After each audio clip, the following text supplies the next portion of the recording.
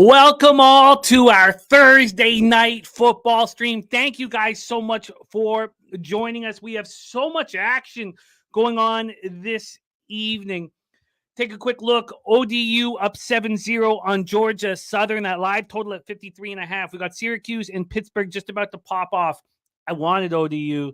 I didn't pull the trigger out of fear of the Panthers, but I'm on the under 52.5. So live total there is at 53.5. In hockey, Panthers have already made it 2-1. Wild are up 1-0, and St. Louis is up 1-0 on Toronto. When I thought they would fight so hard for the Chief, my first period minus a half looks to be in jeopardy. If the Maple Leafs show no heart here, I'm gonna lose it. Wizards up 15-12. It felt like a bad spot for the Celtics just because they had such an emotional first game with the Banners playing the Knicks. I wanted Wizards first quarter, but I was too big to fire away on it, so nothing there. And then I ended up not firing on the Spurs. I got cold feet on the Spurs. I didn't know why that line moved up to 8.5, juiced towards the Mavericks. I knew so many cappers that I perceive as very sharp on the Spurs, so I didn't move on that. So that is the situation that is. But what we care about is Thursday night football. Thank you guys so much for joining us. We got the truth teller in the house. The truth teller almost won the poker tournament that we had last week. And as you guys know, we are now focusing on the legal American sportsbook. So we can't promo stuff that we were promoting before. But that poker tournament is on again tonight, and it is on again next Thursday. And that promo code that we had works. And if you come, like I said, remember I said I'd fight for you guys who got in the top 14 because there's only the first and second listed for cash. It worked. You guys all received a ticket to the Sunday, a big, huge Sunday tournament. If you came in the top 14 now, I think it was just Rem and Truth Teller. But you also received $11 in tournament cash that you can use to buy in for tournaments. And those are available for anybody in the top 14 tonight and next week. Now, we can't talk too much about it, but just hammered that. Shout out to everybody joining us. We got Truth Tellers Action, Harold Williams, Christopher Ing. It is Breeders' Cup week. I love that you're studying right now. I wish I could be too. Strategic investments on the Rams plus 3.5. Crystal Craig in the house. She's on Vikings minus 3. This line did move back to 3. And I got cold feet on the Rams in the contest. I'm not using it on the contest. I'll give you guys a little bit of an idea of what's going on tonight. We got Troy Torrance and we got Brizzy ready to jump on with us. The Sweaty Butcher, Dabby Cab, LJ from H-Town, Dutch Boy Fresh, the Nuke Worker, Wham Bam 3000 will also be rocking with us this evening. Such a great group of cappers in the chat as well. We got Birdie in the house. He's on the Rams. Core Clan 777 is on the Vikings. Top MF in here is a 3-leg parlay with Luca over assist, Dante over assist, and Jefferson over 76.5 receiving. Nicholas Handy, Jermaine in the house. Brizzy on Syracuse. First half team total over 13.5. Jay's final take. Talk sports with JT. Drew in the house. Nut Flush Allen. WT. Strategic Investments, Thomas Maggio. Great to see all of you guys. And of course, I've got Stacks play today, and I will talk about it here right away. Let's get into the line history to get us started. We'll use Will Hill right now. I'm still deciding exactly how I want to do this in our shows as we've changed to the legal sports books. But we're back at 2.5. That's great news. That happened 3 minutes ago. It's a legit 2.5 to minus 115 to the Vikes. God, maybe I should use it in the Cappers contest. Give me a little. Oh, also, my dad sent $200 on the Vikings minus 3. I didn't send it in. He's lost 3 straight $200 bets, and he's cashed 6 straight $300 bets. This is just a $200 bet. That makes me want to add it into the Cappers contest. I guess I got a little bit more time to do that. From a total scenario here, it's dropping. Wow. Wow, a big drop. Ooh-wee, a huge drop. Wow. Will Hill hasn't dropped it as much as other books, but this was 48.5 at Will Hill on Monday. It was 48 up until 4 o'clock today. Now it's a 47 at a pick'em. But there are other books who've dropped it further to 46.5. Let's take a look at cash flow here. And the stacks play today number 2 is the Spurs. Yeah, I gotta have to let it go. I gotta let it go here. Let's get into the cash flow then for this next spot. We have the public's been all over the Vikings all week, and it's dropping. It's dropping. There was 80% of the cash on the Vikings. Now there's 63, and that's only in the last few hours. Where we thought the public would continue hammering the Vikings, that's not the case. 27% of tickets, 37% of cash now on the Rams. On the total, 70 and 71 on the over. That's a big move to the under. Financially free and focused, starting his teaser at the plus 8.5. Dougie Wise got his SGP, and I will be copying and pasting all of these spots from these cappers here in our chat now. 2-0 Blues. Unbelievable. Can you believe this team is not going to fire here after a 6-2 loss and their coach going up against their old team? I knew the only problem was that Thomas was hurt. We know what happens when a team loses its star player. I don't like it. Spenny Penny bombs with his action. Jay's final take with his action. I have 10 bets on this week's card, and I like my card very much. Browns team total over 16.5. Baltimore Cleveland over 44.5. Dolphins -3. That's a 4 right now. Jets team total over 24.5 with no vig. New York Jets, New England over 41.5. Jaguars +4.5. Colts +6. Bills -3. Bears money line -124 is 165 when I looked last, and Cowboys +4.5. My live bet record on the show is 16-11. 59.3% plus 3.9 units, ROI plus 14.44%, average line -112. I went on a 4-game losing streak live, and it was my first real bad night. That was October 20th, Jets Pittsburgh. I lost on 3 moves on the under. And then I lost with Baltimore Tampa Bay under 57.5, which gave me 4 straight losses. And then we stopped the bleeding with Chargers plus 4.5. 16-11, I'll take it. That's fine. Now, I did drop a bet I've wanted to drop for the whole season. I was waiting for the perfect time to do it, and I got cold feet on the Rittler start. I kept getting cold feet. Not here. I'm on SGP, Stafford interception, Darnold interception. I'm finally betting it. I wanted to bet it all year. I'm betting it tonight. Both quarterbacks to throw an interception. I'm getting that at plus 250. So that's basically my only action other than not sending in Pops' pick. Troy gave us the Vikings -3 at plus 106 on Tuesday Bankroll Blitz, the same time that Ron Crawford, our friend Ron Crawford, gave us his play of the day, that being the Minnesota Vikings -3, our friend Ron Crawford. And by the way, hot off the presses, I don't know if you guys have seen this. I haven't seen it yet. Pressing it now.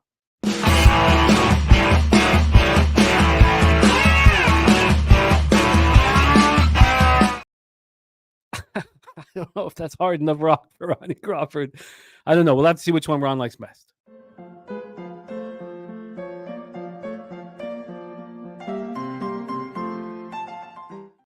Then we'll see which one you guys like best. There's Ronnie Lofton, Al Cervic. Great group. So also we had Justin McKelvey give us the Stacks play of the day. The Stacks play of the day is Cooper Kupp. Cooper Kupp over 69.5 receiving yards. Shout out to our friend Justin. Stacks.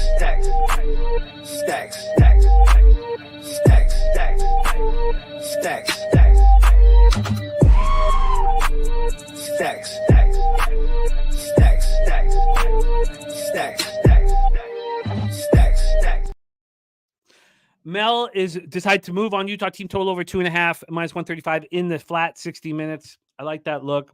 On today's show, Bobano gave us the Rams team total over 20.5. Now you had to pay the cost to be the boss. That cost -160.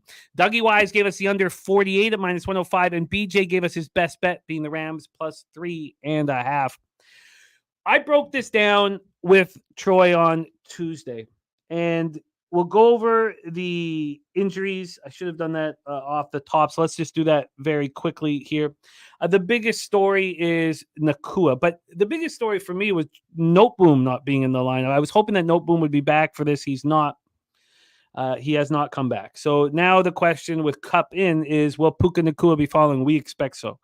TJ Hawkinson is not returning for this week. He'll be back next week. And Dalton Risner not back. But the great news, if you're fading Minnesota, is Blake Cashman is not coming back from his toe injury tonight. So that is the injury report. For when I broke this down, and you'll hear Troy's breakdown here in a second, he felt this was a sharp trap scenario, and he destroyed those two sharp trap scenarios last week.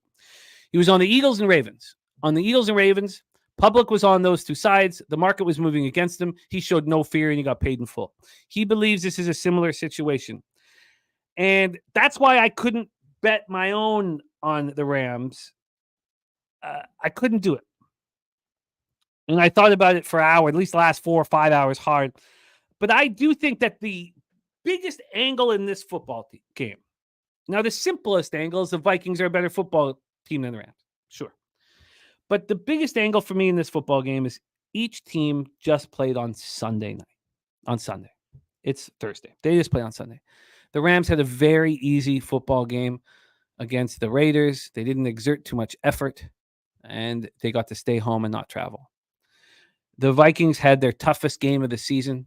It was a bloodbath. The trenches were thick with blood and pain, and they lost their first game of the year.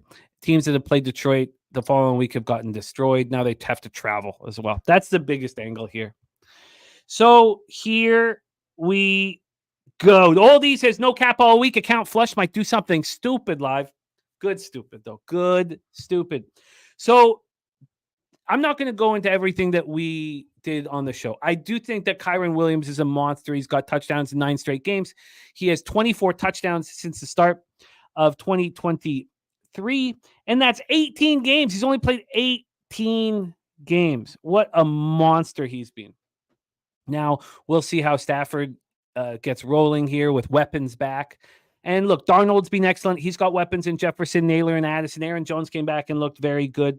But the Vikings came into that game second in the league, allowing 3.6 yards per rush, and they got ganked for 5.3 yards per rush by the Lions. Will Kyren be able to run at them is the question. A lot of the backers of the Rams believe so. Let's bring on our first guest and then keep them rolling out. My co-host in Bankroll Blitz. He cashed in this situation very comfortably, very, very comfortably last week. Let's see if he cashes again. Please welcome from Chicago, our guy, Mr. Troy Torrance. Troy, what's good, man? How are you? Mr. Bags, I'm doing very well, man. I can't wait to get into this game. Yes, and I can't wait to hear your breakdown. Shout out to our guy, Old E. What a guy he is, gifting 5 Pub Sports Radio memberships just to get us started. I love it. Thank you so much. Blessing our action. You're a good man, Old E. Thank you so much for the support. Troy, my man, scare all of the Rams backers right now. Jesus. I hate to do it, man. I hate to be that guy. This might be the first time. I don't know if you're Mr. Bags or your dad's Mr. Bags. It's probably your dad's Mr. Bags, I imagine.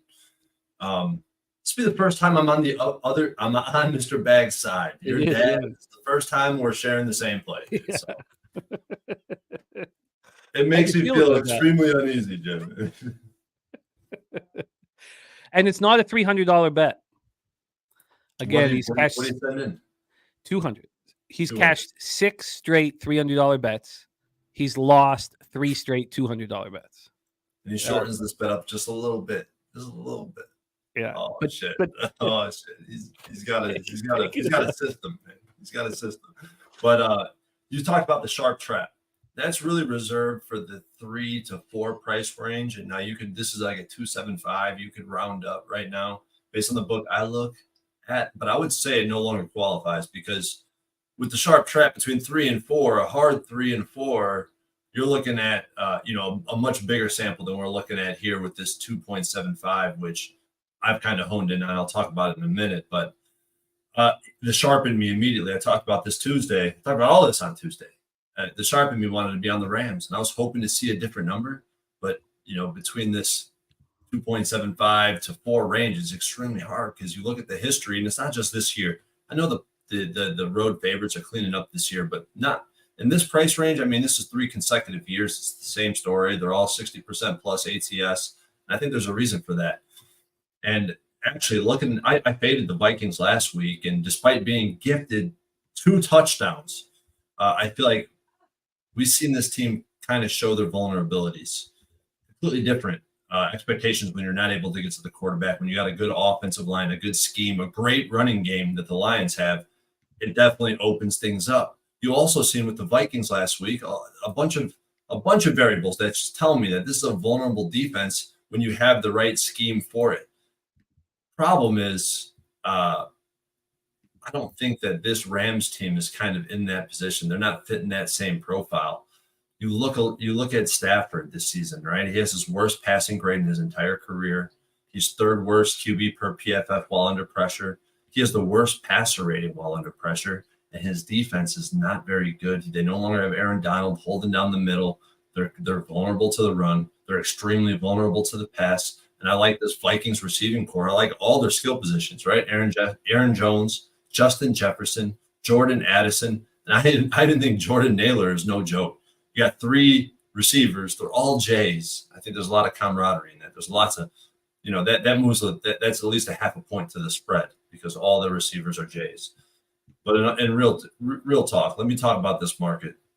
Home dogs of 3 or less, market moving towards them, right? Because this is no longer the sharp trap. So I'm trying to expand this sample a little bit, try to find something, right? Home dogs of 3 or less, market moving towards them, are 17 and 28, only 37% ATS over the past 3 seasons. The higher the total it is, the worse it is for these dogs. If the total is greater than 44, and I know we've seen it drop, I don't like to see the drop. Honestly, the drop in the total spooks me the most. But as long as that total stays over 44, I feel comfortable. Because if you add that variable in there, the home dog is 5 and 14 ATS. That's 26%.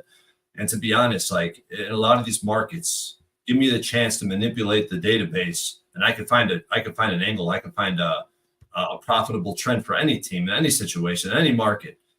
It's extremely hard to find. The only one you could find is a 2-in-1 sample for the home team. It's a very small sample. It's not very consistent. You look at the games, it's between 2 juggernaut teams, not 2 teams in this environment where they currently sit this season and how they're being priced in the market, in the broader market. And, worst case scenario, I mean, as far as I can skew these numbers, I could only average this out to a Vikings 57% ATS over 10 manipulations, queries, whatever you want to call it. I'm on the Vikings. You already said it, Jim. I got it at -3. I got a +100 on the -3. And if I was looking in the prop market, I would look towards Jalen Naylor. There's all these goddamn J's. Jalen Naylor. I like the way the kid plays. I like the way he runs his routes. I think he has a high IQ. And this matchup tonight is undrafted Josh Wallace, who, if you watch film on this kid, he might be the worst. He's an absolute bum.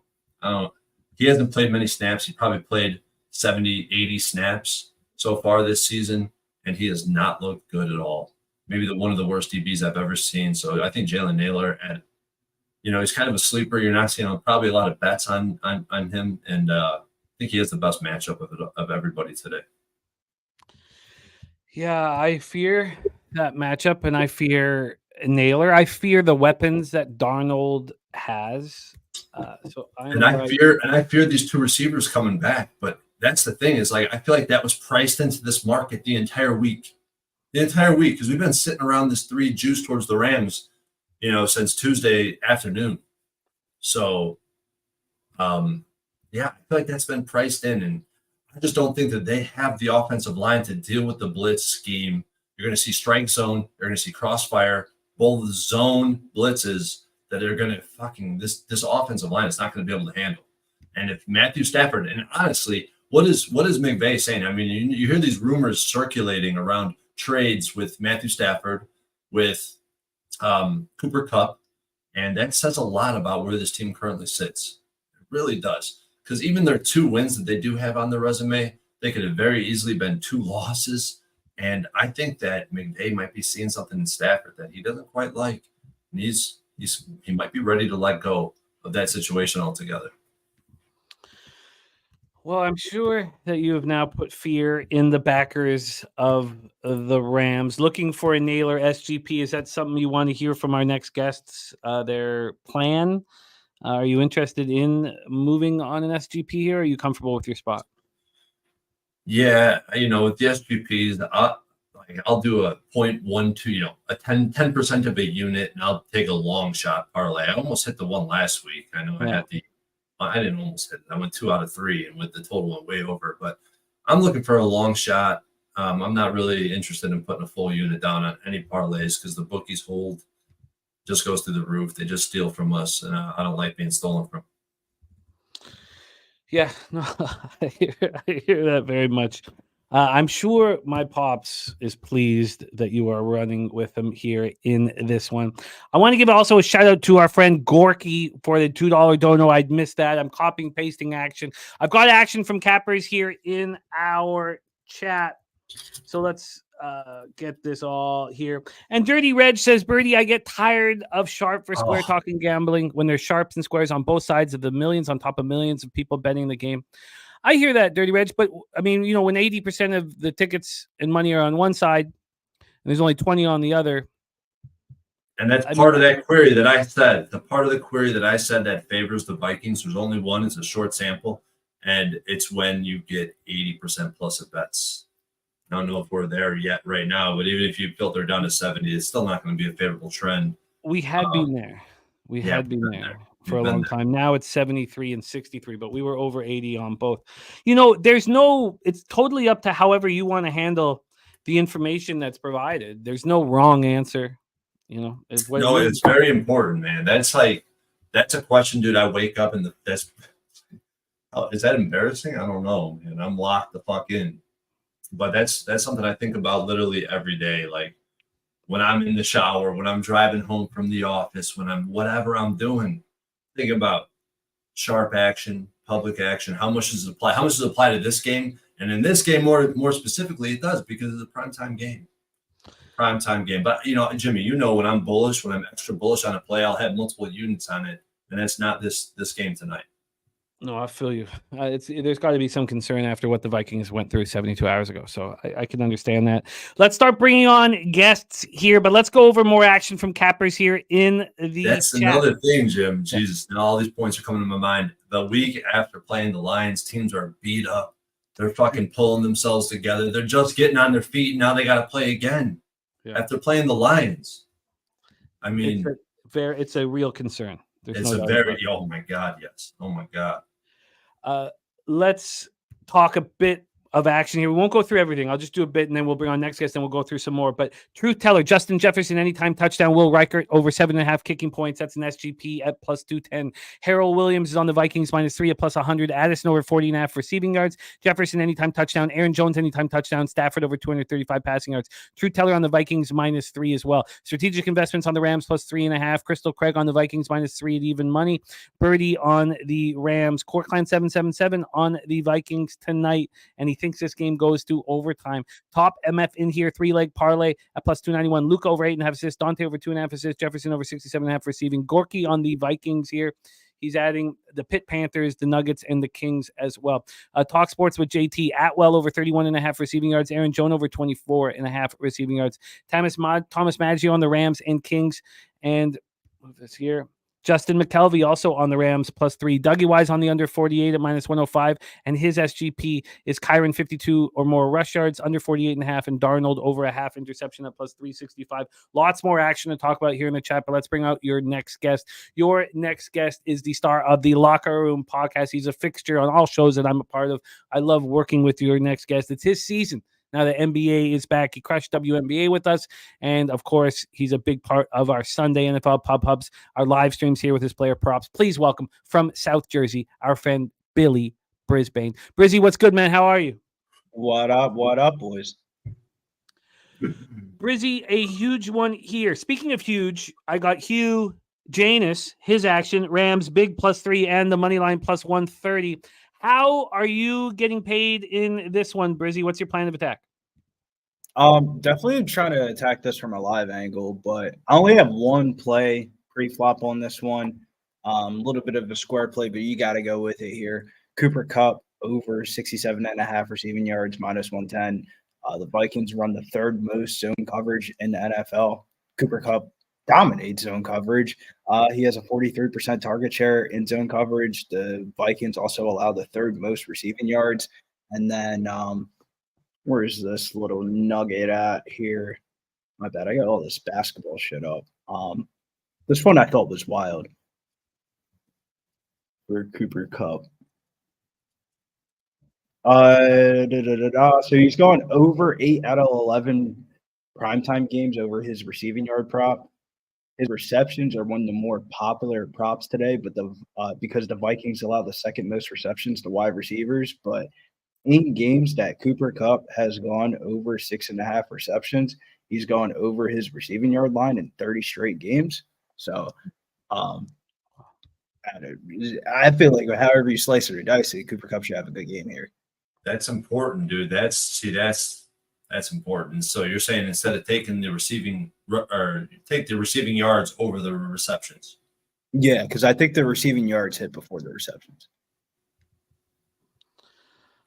That's very, very, very. The one thing I think about when I hear that though is, and this is probably not relevant because no, they play cover 4, and against cover 4, our guy Stafford has the lowest ADOT in the NFL. Well, I think that helps though, Cooper Kupp, because if Stafford's under pressure and he's panicking, the first thing he's going to do is just throw it to Cooper Kupp, throw it to Cooper Kupp, throw it to Cooper Kupp. That's why I kind of was like. But the sign between yards and receptions, though, is like how I'm saying, how does that apply to that?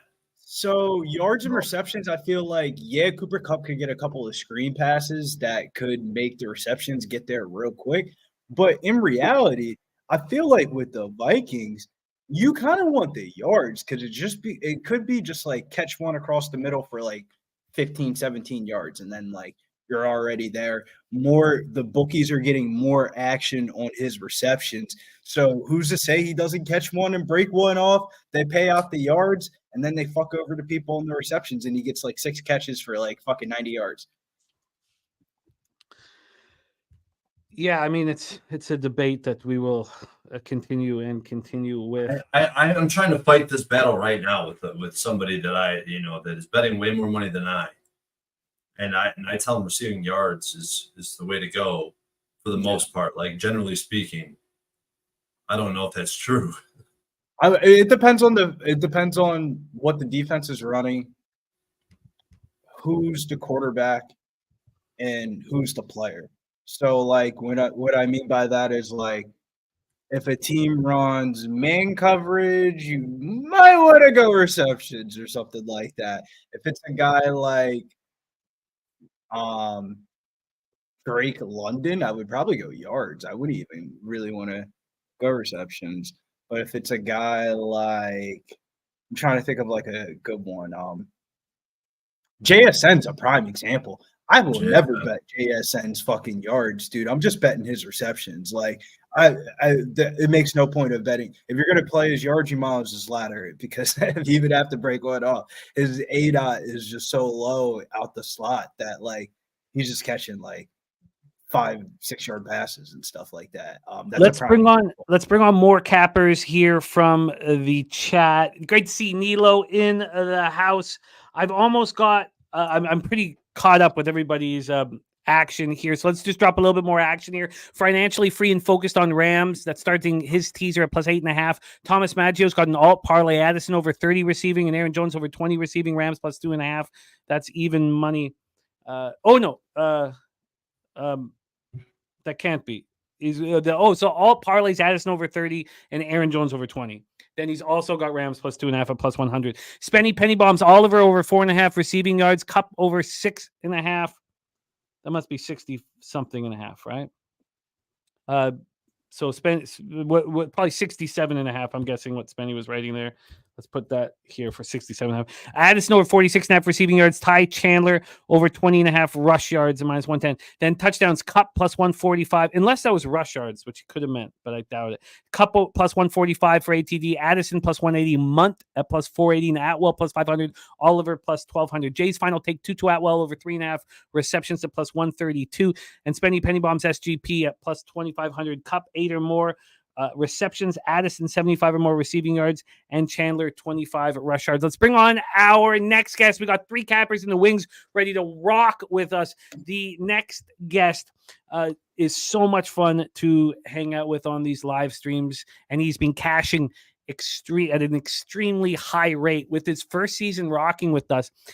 If you had the chance to be at Pubapalooza 3, you will know how much fun this guy is in person. If you've just watched our streams, you'll know how much fun it is to cap with him on camera. Please welcome, formerly of Darlington Nuclear, the Nuke Worker in the house. Nuki, what's up, man? How are you?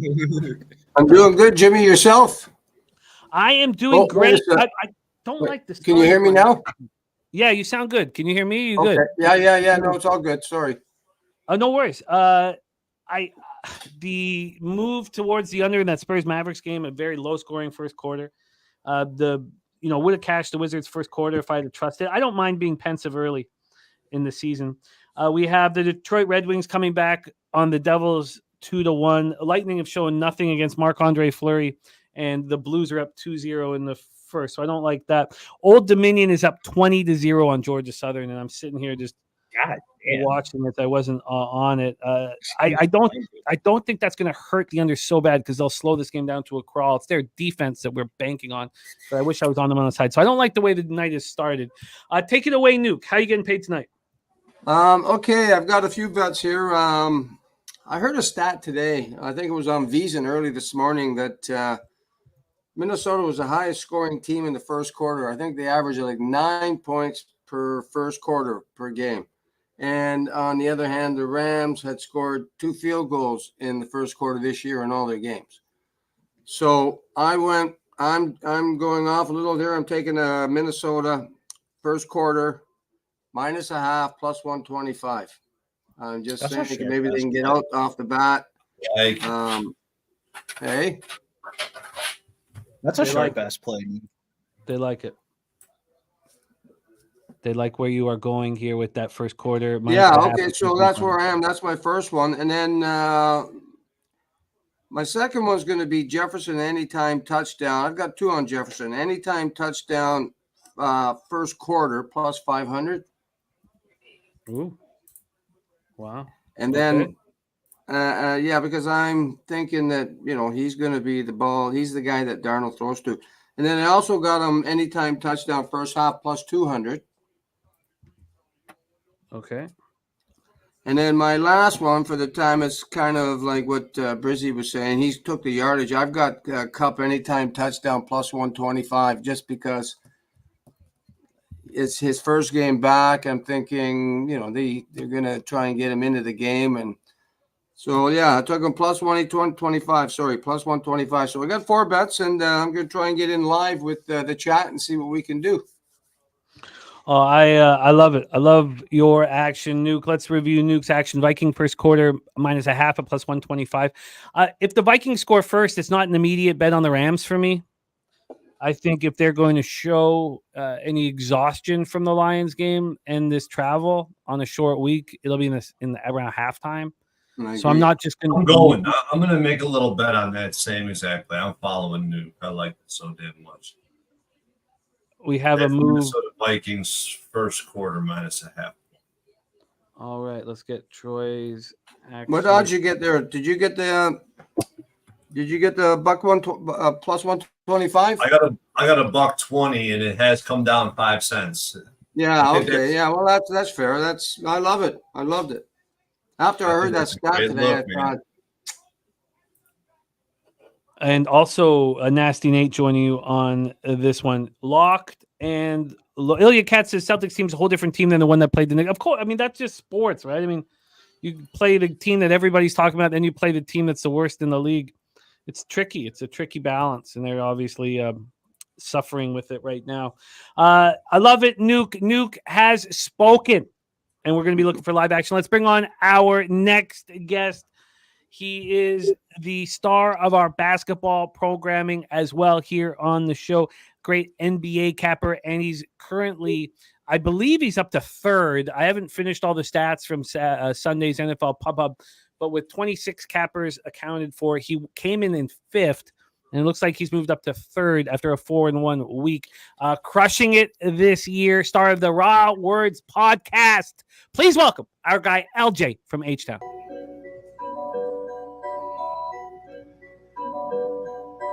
Pub Sports Radio's the crew, that's a fact. We all about bread, making bank accounts fat. Who the hell is that? LJ from the H, I stack green like Boston. Shout out to Nasty Nate from down south, where we ride on slabs. 420 highway smoking with that boy Dabby Cab. Swing by Dallas with them Cowboy fans so we can smoke out J Money, cause you know that's our mans. Us against the bookies, put money in our pockets. Fly out to Vegas, meet up with Ski Profit. Hit the sports books, we got money to stack. Can't forget them college picks with that boy Connor Mack. Yo, that shit bangs. That shit bangs right there, man. Definitely. LJ from H-Town in the house. How are you, my man? What's going on, fellas? How we doing this Thursday night football? And you know when we on the stream, it's time to get paid, gentlemen. So let's get this money. It is time to get paid. Now we got to soak up our guy LJ from H-Town. He has to wake up at 3 a.m. each day. So he's here rocking with us for the first half of the football game. He always, it seems, wakes up to cash when we rock together.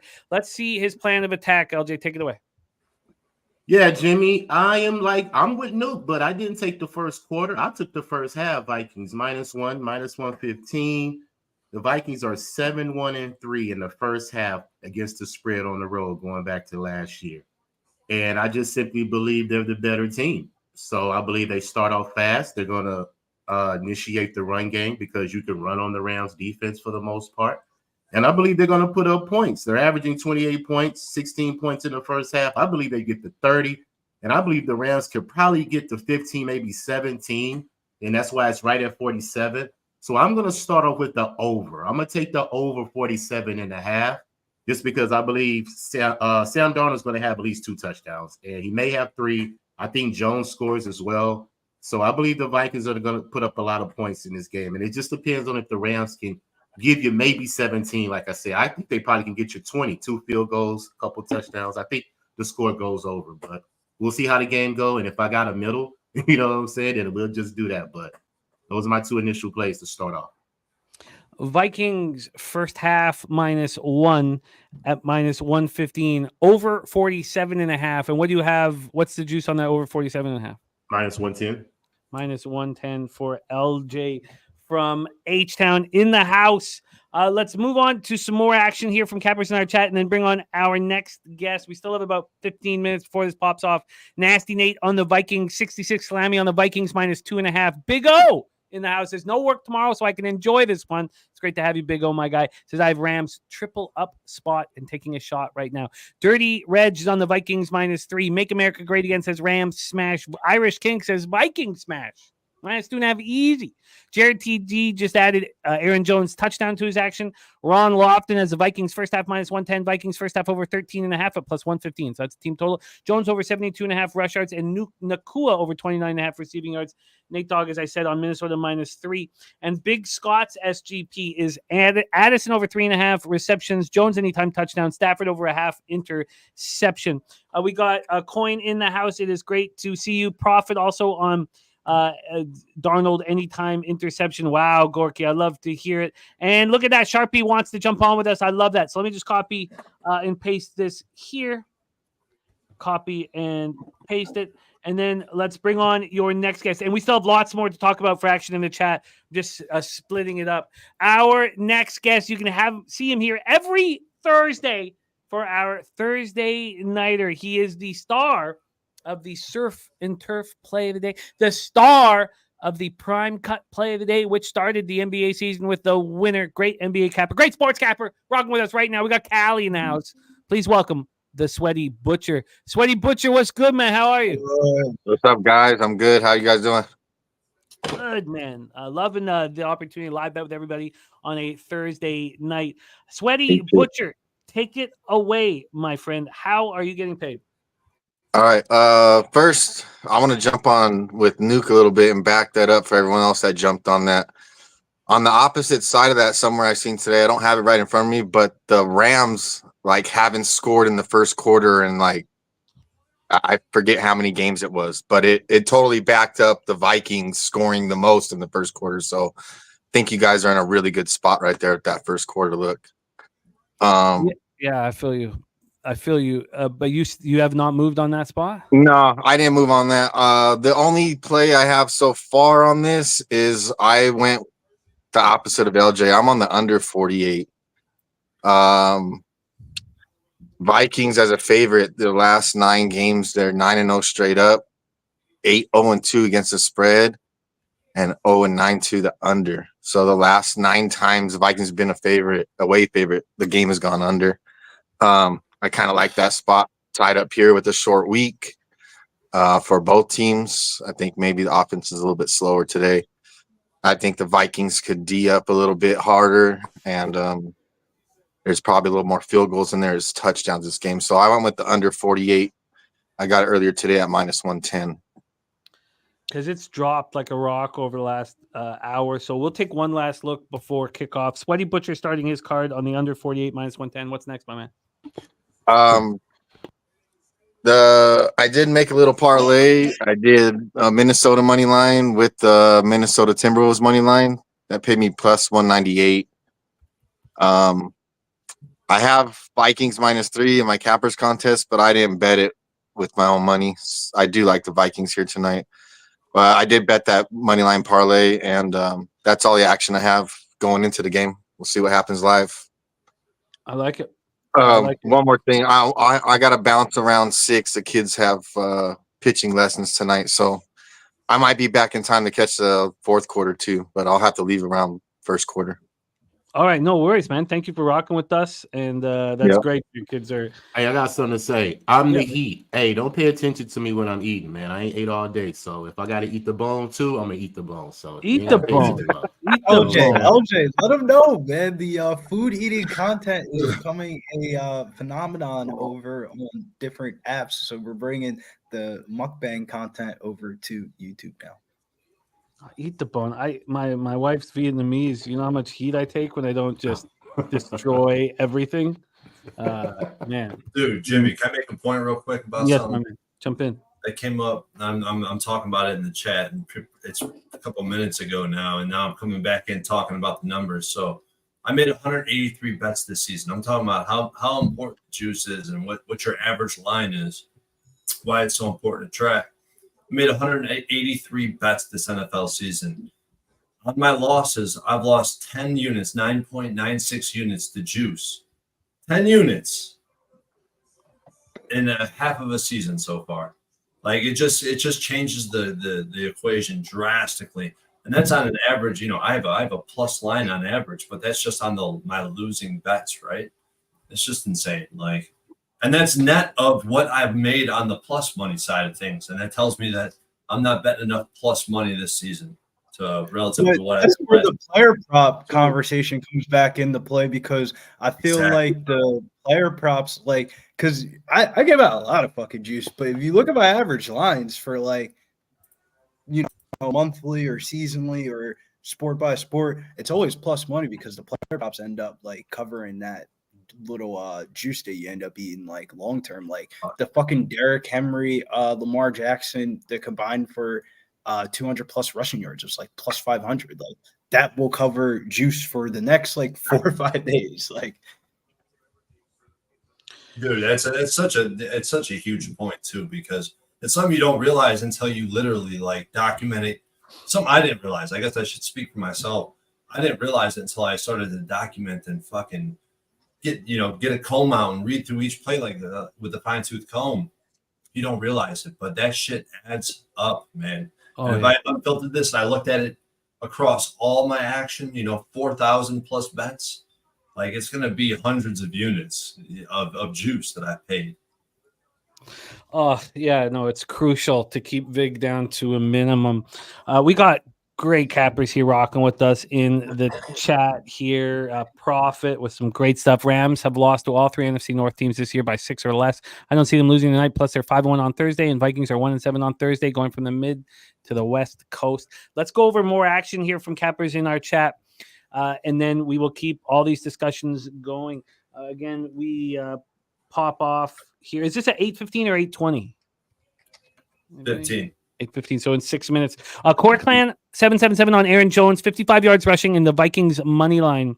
Minus 104. Daryl Lyles is on Kyron Williams anytime touchdown. Again, we talked about it off the top. 9 straight games with the touchdown, 24 touchdowns. I think that ends tonight because the Vikings don't give up rushing touchdowns. I think it ends Yo, tonight. I agree with LJ on that. When I was looking into the touchdown props, like I know NBA's back and all that, but the reason why I didn't like any player props is because I think this game goes dead fucking under, and I wouldn't want a whole lot of anytime touchdown props in this game. Like I get nukes, Justin Jefferson. I mean, how do you not bet Justin Jefferson anytime he plays football to bet the fucking score a touchdown? Aaron Jones was also another one that I was looking at. His you kind of flip the script. Everybody goes Kyron Williams. You go Aaron Jones, and that's been like Aaron Jones' little wheelhouse. And then I like what Troy was saying about Jordan Addison. He's been looking real fucking good. Or Jalen Naylor and Jordan Addison, both of them. Like the whole entire Vikings, it's weird. As I think the game goes super under, all the receiving yard props in this game are all like really good value, I feel like, on both sides of the ball. Well, let's continue rolling through cappers in the chat. Daryl Lyles, as I just said, with the Kyron Williams anytime touchdown. Also, Jefferson over 5.5 receptions. Aaron Jones anytime touchdown. Cup over 6.5 receptions. Stafford over 244.5 rush yard or pass yards. Darnold over 244.5 pass yards, and Tutu Atwell over 2.5 receptions. Hugh Janus is on Rams big +3 and money line at +130. Harold Williams Addison got Addison over 40.5 receiving yards on Tuesday. It's 44.5 right now. He's feeling good about that spot. Brandon the Great sprinkled on Bynum interception at 8-1. Kirk Gray putting 4K down on the Vikings first half. WT on Vikings to score every quarter at +164. Nasty Nate on the Vikings first quarter. Old E. It says that's just not saying what he's on. So we'll see what he decides to do. Jesse Nunez is on Cup first touchdown score at +800. Jesse Nunez on the over 47.5. So is Action Jackson. They're both on the over 47.5. Craig Wood with the brown eye play of the day. The brown eye, the bottom mouth, the chocolate starfish. The brown eye play of the day for Craig Wood is Rams +3 at -115. He says, rough spot for the Vikes. Says, love the Vikes this year. Just smell an NFL trappy line rat. Profit is on Darnold anytime interception. Coin is on the Rams +3 at -115. Chosen One's on the Rams +3. Wine Time on the +9 at -115. I had it queued up Wine Time. And I just couldn't press the button. CP. Shout out to Boston first half, man. I didn't mean to interrupt. Shout out to Boston first half. Boston first half gets home. You could have got that was a great live betting situation. It was. You could have got a great live bet on the Boston Celtics. Yeah. And the cappers that were on the Celtics first half is what got me off the first quarter. But we could have been sitting here in a situation where, first quarter and first half. I don't blame you for holding off on the first quarter because, like, the Wizards are going, like, the realization for the Wizards over the offseason was like, we pay Jordan Poole way too much fucking money. We got to let him play point guard. And now he's the point guard. And you're starting Bub Carrington. I love Bub Carrington. He was lighting it up in the summer league. But Alexander Sarr is just never a guy that's ever played basketball before shooting 20 shots in a fucking game. Like, and now he's asked to do that. I don't know, man. I don't know about the Wizards. Well, nobody does. Last year, the Wizards backdoored a lot of those big double-digit dog spreads too. They weren't that bad when those spreads were really high. So they weren't that bad. No, in fact, they were. I had a great ROI with Wizards last year. I cashed with Jimmy on the Wizards last year. My ROI on the Wizards was great because of Jimmy. Yeah, well, they're giving out a lot of first quarter too. A lot of first quarter, first half too. Like, the Wizards were getting to the point where it was like 18, 19 and a half, 16 and a half point lines. It's like, hey, yo, what the fuck? This is an NBA basketball game. This isn't college basketball. How are you putting the 18 and a half point line on an NBA professional basketball game? And you're never out of it. Cashing. You're never out of it. You can be down 30 points. And remember, we were betting on the Pistons had the worst record ever losing streak, and then after that, they were the best ATS team to bet on for like a month, the month of January and February because of how big the lines were. You're getting like plus 21.5 with fucking Detroit Pistons games live. It's like you can swing your whole season by finding a spot like Billy's talking about right now. You can swing the whole season. There's a lot of player props. No one gets there and just betting it every single time. We're a minute away from kickoff here. We're a minute away from kickoff. I want to go over more action. I hate to interrupt you guys because I love hearing it, but we are a minute away from kickoff. Wine time also on that under 47. We got more action here from Cappers in the chat, but let's bring on our next guest because we're a minute away from kickoff and need to hear who he's on. And we've capped a lot of NBA together, your next guest, and he knows when we're talking Wizards, he knows that I fucking love these. Me and Dutch fucking bet the Wizards on the live stream last year, and it was the dumbest, greasiest. It was gross. I remember Let's that. bring on your next guest, a star NBA capper here on Pub Sports Radio, and everywhere he caps NBA, he is a star NBA capper. Please welcome our guy, the freshest in the industry, and it's his time, man. It's his season. Please welcome Dutch Boy Fresh.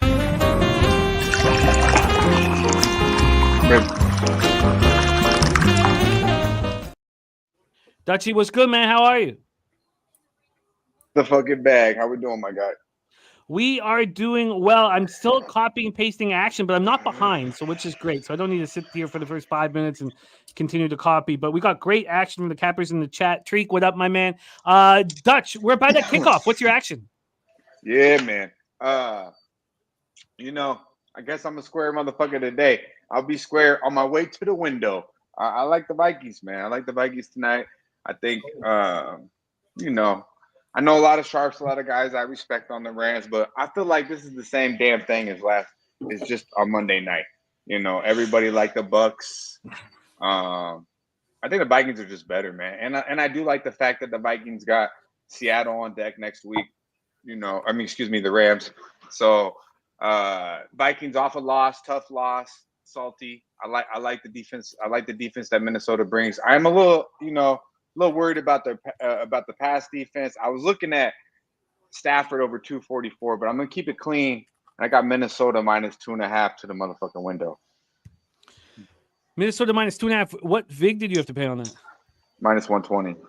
Okay, minus 120. 2.5, minus 124. Dutch almost moved on. I got a lot of action on the NBA tonight, Jim. And you know what? It's so funny you said Wizards because I wanted to bet the first quarter 4.5 plus 4.5, and obviously had your name all over it. I was like, but you know what? I just said sit back, relax, and hopefully Washington will get a little lead and we can get Boston live because we do a lot of live betting here. This is what it's all about. And yesterday, if you bet all the favorites that were down yesterday in the NBA, and there was a lot yesterday, you win.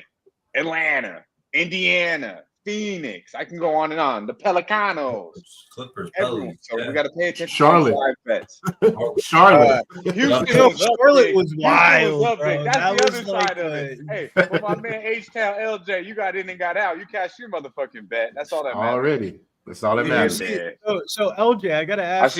I see you was game time too, my man. Melo in person, that close. He was, Melo be diamond, bro. Like his vision is incredible, man. And a lot of people don't know that Melo's tall. You get what I'm saying? Yeah, he's Melo's like 6'8". Yeah, he's tall. I had to give my flowers to him. I still won't vouch for him. I still wouldn't want him if you're trying to win a playoff series. But the talent is there no matter what. The talent is bro, there. he's been playing with pros since he was 14 years old. I didn't think I was gonna come on here and start talking about LaMelo. Shit. We have a first down for the Vikings. As you can see, we got our live numbers here on the bottom of the screen. Now, we can talk about all live action because we're here to make money. I just want to go over some more final action, then bring on our next guest. The Clark Edge on the under 48.5. Nasty Nate has a Vikings and under 7-point teaser. Ron Crawford's teaser is Minnesota plus 3.5 and the under 54. And there goes Aaron Jones on the outside. We're a big game. It looks like really bad news right now. I mean, if these first few snaps are what we're going to expect all game, this defensive front on the interior is getting fucking blown away right now. It is. Who are you on, Troy? I'm on the Vikes. He's on the Vikes. He said this is He's on Yeah. the show. He says this is a sharp trap, just like he got with the Eagles That's what I'm talking and the about. Ravens last week. So he's Same all thing as over. the Ravens game, right? Same damn thing. Yeah. Eric Swiatek, great to see Swiatek back in business. What a sharp capper he is, man. I've been rocking with him since I started. Under 48, he has 40 projected. He thinks 24-17 or 24-20-ish. Big show pick, Sam Darnold, 258 or more passing yards at plus 104. Justin Jefferson over 6.5 receptions at plus 115. Tutu Atwell over 39 receiving yards at plus 102. Cooper Kupp, 8 or more receptions at plus 110. There is exactly what we're talking about. All of those props at plus money. Nasty Nate is on Williams' first touchdown. Atwell, first touchdown. Jermaine is on the Vikes plus 2.5 and the under. Oh, a huge gain for the Vikings.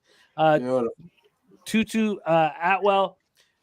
First touchdown. Jermaine on the Vikes plus 2.5 and the under 53.5. We have an injury on the field. Cameron Curl, that's going to hurt. Damn. Crystal New Yorker's first quarter play. Cecil C is on the Rams tonight. Shout out to Cecil. Jermaine's also on the first half team total over, and that would be on the Vikes. Sorry, here. Vikes team total over. Harold Williams moved on Celtics. Oh, that one didn't go through. Oh no, against the Knicks. Beautiful. So I got all that. Sorry. Lil Domo. So let's move over from here. We got football. Lucky Powers on Jefferson, Cup, William Naylor, anytime TDs. Williams. Minnesota money line. Cup over 60 receiving yards. Jefferson over 80 receiving yards. Stafford and Darnold one first half passing touchdown from each. Sam Darnold over 2 passing touchdowns. That's just over 80 to 1. So then we have Tariq Vikings minus 2.5 here. He said that he wanted the Wizards first quarter, but he chickened out. Look, we'll start hammering those spots. It's just, also starting the year 2-0. I was like, you know what? I just did you bet it or no? No, I didn't bet it. Oh, you didn't? No. I did not bet. How about the Spurs? Do we have any Spurs? I'm waiting for Dallas to get down. I wanted to be all over to San Antonio. It went up to 9 too. I'm like, San Antonio's live because we know Dallas don't cover big numbers at the crib.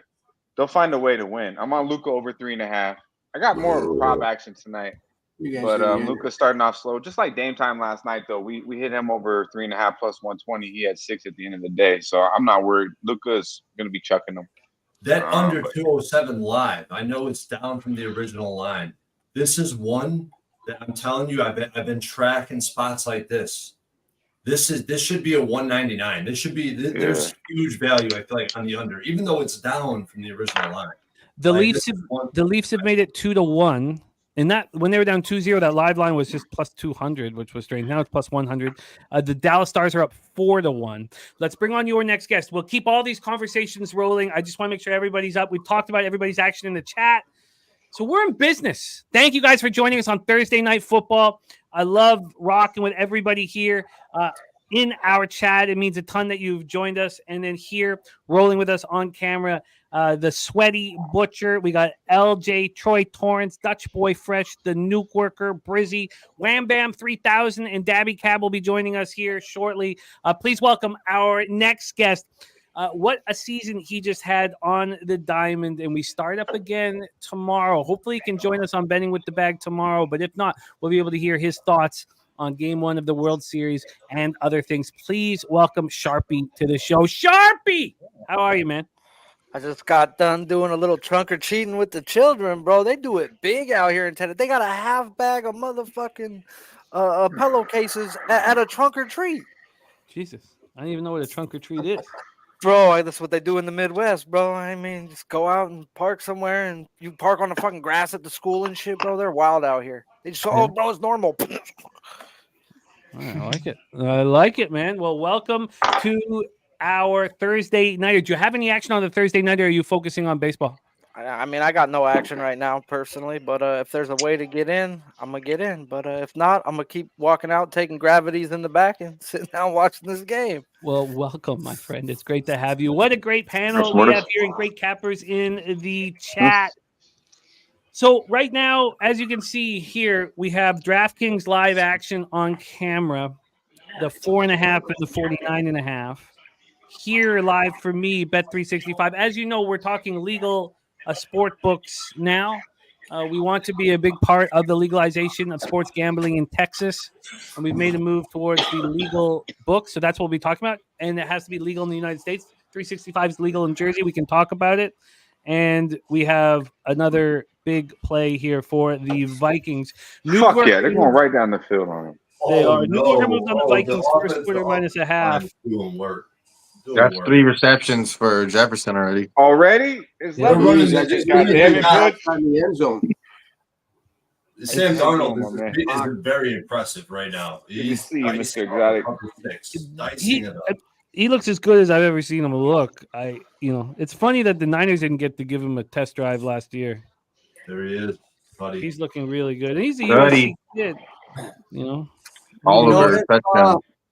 God. Who was Billy, that what guy you who- sweating over there? You deep in thought over there. The worst part of the Vikings offensive line is absolutely dominating the interior of the defensive line. And we know the strength of the Vikings offensive line is on the tackles. And they're just fucking. Oh my God, this is too easy. God damn it. Too Wow, that was very, very easy. easy. A touchdown for Oliver. Let's quickly take a look at who moved on Oliver props here. I thought I wrote down somebody on Oliver. Tell me. Okay, well, we're good. But This is why I can't watch on stream, man. I have too much to say. Like, they're playing cover six. As soon as they got on their half of the field, they started playing cover six. That means that if you're on a solo side, the flat defender becomes man-to-man. It's the cornerback. Well, they just ran a fucking simple mesh concept. O'Connell's the man. I mean, this coaching staff for the Vikings He's is so good, bro. I very like him a good. lot, honestly. I do. Spenny Penny Bombs just cashed at 12-1. 12-1 for Spenny Penny Bombs to start of the game. Sorry to interrupt, but 12. I knew I wrote Oliver down somewhere, and of course it's Spenny. I really Penny like Bombs. this coach though, from Minnesota. Shout out to Spenny Penny. Over dropping 4.5 bombs, as receiving yards, minus 110. Cash it, and 12-1 on Oliver touchdown. What a job by Spenny Penny Bombs. Spenny well played, Spenny. Too. What a job. Sorry, keep rolling, Troy. I just wanted to shout out Spenny and give him flowers, man. Keep rolling. I mean, I kind of got it all out, Jim. I mean, I'm impressed with Kevin O'Connell. How he attacked the cover six. It's like as soon as he crossed the 50-yard line, he knew they'd be in cover six, and he ran cover six beaters all the way down. And the interior offensive line is where the Vikings struggle. If they're dominating at that point, it's not a good look right now for the Rams. And I know it's the first drive, and I don't want to overreact, but this is the first time I felt so strongly about what I've seen. And just to echo what Troy says is, I really like this young coach, man. I think he's got the it factor when I see it from Minnesota. They got a dope. Their defensive coordinator is a hell of a coach too, Flores. But this head coach is nice. I think Flores has a lot to do with. I want to say something. We were talking about how good Darnold this year, and nobody knew how good he'd be. Now, didn't the Vikings draft some first rounder? Was it the second or third overall pick? JJ McCarthy. What was his name again? JJ McCarthy. McCarthy. Now, I just wonder if he didn't get injured, would we have ever even seen Darnold this year? You know what I mean? We would have seen Darnold, and we wouldn't see a 5-0 Vikings team. That's what I'm saying. Talk about being in the right place at the right time. Doesn't that tell you how good this coach is, right? And how good the coaching staff is. Late. But he wasn't guaranteed the job by any means. But you draft the you draft him that high. They hope he wins the job. Well, exactly. I agree. Okay. There we go. Keep dropping the ball, young man. Oh God, that was ugly. That's Puka Nakua's return. Jeez, yeah, look at him. Looks like he's just been smoking weed. He looked like he just been chilling on the couch with me. He led the league in drops last year, and he's right back at it. The old song and dance. No, he just made it up right there. He got a first down. Oh, did he? Oh, goddamn, Butch! I thought I was on good time. Bro, Puka is one of the best receivers in the league, easily. No, he's nice. I mean, Puka and Cooper. That's why I kind of like 244 tonight with a suspect secondary for Minnesota, but I don't want to get. They got the double mug. Look at McVay's doing his work too. I mean, you got Matthews a stud too. I don't give a fuck nobody say. That dude's one of the best quarterbacks in the league. Big Nakua halfway to his yards almost. By the way, the Blues did make it 3-1, so the thing didn't lie. But the Lightning have gone up 2-1 on our Marc-Andre Fleury fade, which has now become crucial to my success this Damn, evening. Oh my Flurry was God. in Are you gonna goal touch this motherfucker? You didn't Whoa, touch him until he got 11. Okay, bro. whoa. Nobody told me Marc-Andre Fleury was in goal, man. Oh yeah, Fuck, that was dude. the whole thing. That was the I whole had thing. a thing last year where I would have my friend tell me because he was a big hockey guy, and anytime he would go in net, it was just 2 units. He would just find Okay, the I'll goal. be that guy for you this year. I will message you because that was the whole thing. I was waiting. I saw that he was listed last night, but I was like, got to be confirmed. And then we got him confirmed during the show, and he was confirmed. And then we immediately, Babano immediately took the over 6 at -120, and I immediately took Lightning -1 at +108. Oh man, I didn't know that was that spot. That was that is one of the most plus. He's like the Patrick Corbin of NHL now. Unfortunately, a legend. now. Yeah, I guess he is. It's also part of the problem is that Gustafsson is the best goalie in the NHL through the first week of the year, and so that's going to play in Marc-Andre Fleury's head as well in his final year. Our guy Joe Todero in the house. What up, Joe? Planted flag fighter of the week, Bruno the Hulk Ferreira. For our guy Joe Todero, respect. I would Man. bet money right now that that's I do the got first some. time the Rams have ever called a timeout on their first possession of the game on offense. Oh my I God. bet money. Third and Yeah, four. no, that's Third and 4. interesting. I mean, Thursday night has just been gross with college football. Like, how the fuck, Syracuse? This motherfucker threw 3 I interceptions know, right? before he Even could get even no sneeze. point. Dude, 3 interceptions before I even get from the elevator to my fucking condo. I was like, what the fuck? 3 INTs? How is that even I was possible? talking to somebody. I was like, "No, man, Syracuse. I've been watching them play every week, bro. They've been pretty good." Fran He has Brown, been good. McCord. I got 6. I'm thinking I'm good. Fuck my But life. when man. that line Last came week out, it was BC, I think, with you motherfuckers, man. Jimmy, one more of these motherfuckers, don't even ask me again. I love you. Or But goddamn. just don't bet Thursday night college. Oh my Yeah, goodness. you know it's crazy First though. down Rams and more. I just don't like, and it's not that I don't like hanging out. I just don't like fucking the vibe. God damn it. This is Oh where my it's got God. to happen, Nuki. Nuki, this is where Yeah, it's got to happen. you just got to stay away from Thursday night. I stay away I from agree, Tuesday Troy. and Wednesday, butch. You know? God damn you. Friday night has been okay. But Thursday night, the last 3 weeks have been rough. I'm not going to lie to you. College football, god damn. But the weekend is a beautiful thing. Come Saturday morning, it's like Christmas, man. They're giving away money in the props and all that shit on Saturday. These games, Yo, though, that I shit's gotta. really crazy. They're starting to get scared with the props a little bit. They only give it out like top The 25. horsepower. Yo, you can't even find them. That's how good it is, Billy. You're like, they're not even giving that shit out. Come Saturday morning, you're still waiting. Hey, it's 12:30, ready to kick off out here. It's 12 o'clock Spaceman. in the game, and the prop still hasn't showed up in Vegas. I swear to God, I don't know how it is for. Yeah, bro, We're not going to talk like about. We're not that in going to talk Jersey, about too. the other shit, but on BetMGM, on William Caesars Hill, is the William only Hill's a one lot that- better, and you'll notice that, Jim. I mean, these FanDuel and DraftKings, they do a lot of really good with the props too. The East Coast is so ahead of the West Coast when it comes to the prop market.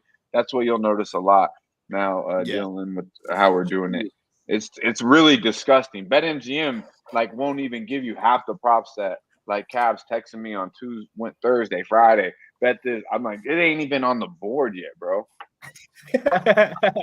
BetMGM won't let in you Vegas. mess with We're supposed baseball to be the props king. either. BetMGM's my the bad, Nuke. tankiest with baseball props as well. MGM don't let you do alt lines. They don't let you pull people down. No, you can't do the first threes. You can't do none of that shit. The MGM first don't 5 fuck team around. totals. All these first 5 team totals you guys be cashing. BetMGM ain't offering that. William Hill ain't offering that. We have questions here from the chat about Cooper Kupp.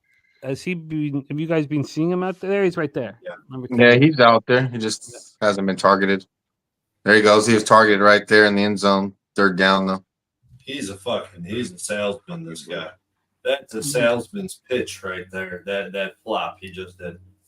Great defense. Look at this. Minnesota, the bend don't break defense. 3rd and goal. Got to hold him. Butch we'll all just watch Butch's reaction. What do you want tonight, Sweaty? I got the under. I don't really like it right now, but I took the What under is and it? I got Minnesota money 42? line with the Timberwolves money line.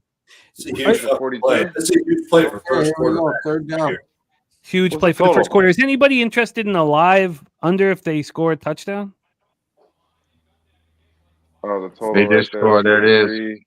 I was wrong, Kyron Byron Williams. Williams. Well, Keep that's the Penn good. streak straight. going.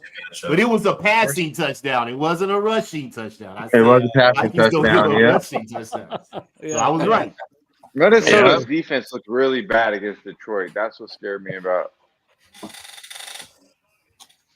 I mean, not who the fuck is it? Goff I'll be right back, guys. Goff looked so damn good against Minnesota on Sunday. I think That's Goff looked like so the surprising. second coming of Jesus the last 3 or 4 games. I think it's the first person to do 140 QBR in 4 straight games in the history of football. He's got more incomplete passes than interceptions. You know what that Like- put that on? A running game.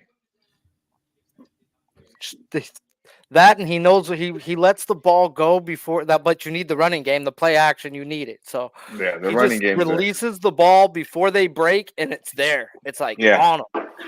And Kyron the has coach, a good the offensive coach is line just too. like, They protect him. they got, He gets the coach protected. just gives him like ultra fucking confidence. Like it's insane. I've heard no one talk Cooper Cup to the Tampa Bay since Godwin's out. Like that to me too. That's a perfect fit for the guy now, bro. They just lost Godwin. They need another receiver. He's gonna fill right the fuck in. So Tampa needs to go get him. That's a They good just- call, Sharp. they just They exploited. should They just exploited this Vikings. All right, we got a football game on our hands. Football The game on our Vikings hands. linebackers went over on that drive. They did not win. Thursday night, man. They did not look good. 24-0. We have a question here from the chat, but we also have That's our crazy. next guest ready to jump on with us. We are going to lose the Sweaty Butcher here in a little bit. Sweaty Butcher, let us know so we can give you love when you bounce. Don't just take off. We love capping with you, man. But let's bring on Yeah, for our sure. next guest, his co-host on Medicate Mondays, rocking with us on screen, Dutch Boy Fresh.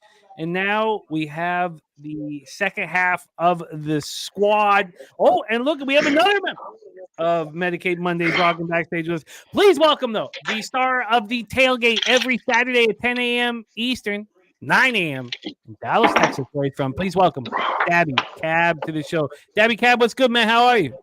Oh, wow. I got to say, wow. I'm happy to be here with you guys. Can't get away from this motherfucker, man.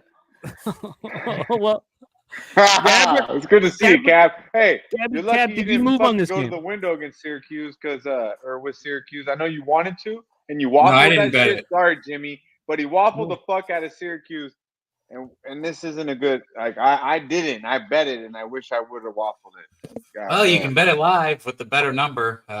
I'm not going to do that, though. I was just gonna say, I got Clay Thompson's That point. shit's chalked up. I'd rather bet the NBA.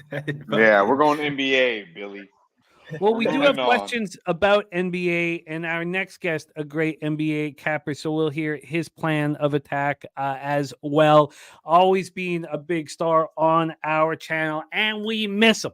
He's also a big star on the Who we got Bangin' one. Sports Network.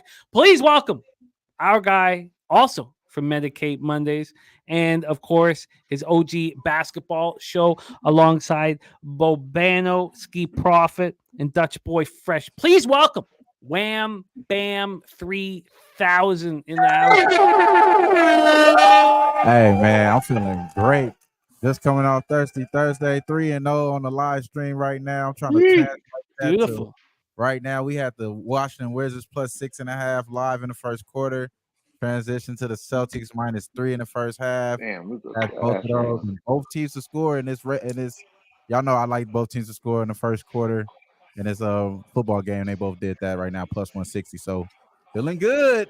Got Keep to that be, going. man. Excellent beautiful work. thing, my man. Excellent work from Wham Bam. Okay, we have a question here from our guy Tariq in the chat. Is anybody moving on the Minnesota Timberwolves? Wham Bam 3000. We will start with you. Did you move on that one? I haven't had any other bets. I'm doing everything live right now, and I do agree with the Kings. I don't like the Minnesota Timberwolves with Randall right now. I don't agree with that. I like the Kings. I like Keon Ellis. Maybe his 3-point prop was really good towards the end of last year. I don't see any look for it right now, but I was looking in that direction though, as far as taking maybe a prop with Keon Ellis, and then taking a stab live spot with the Kings here. I think the Kings are the play, but I don't think we got to rush any of these plays right now. Some of these pregame plays they have been cashing, but you've been able to get like a good number with this Celtics game, for example. You know, they're probably going to win and cover that full game, but you was able to get a better number with them earlier. No doubt. No doubt. It was very available in that first quarter. We have first down for the Vikings. We also have Ron Crawford's it gets so used to writing WNBA, but his NBA play today is Minnesota. Sweaty Butcher, did you move on the Timberwolves game? Yeah, I did. I have them parlayed. Minnesota money line. So I seen like something. I want to say I don't have my notes in front of me, but I want to say I seen a pretty strong trend with Minnesota as a favorite off a loss, and that's what led me that way. You're talking about, bro. I know exactly what trend you're talking about. I ended up writing it down. Road teams that lost their opening game that are on the road again are 32-19 ATS since the start of the 2009 NBA season. So that's a pretty fucking strong trend for a team that lost their first game.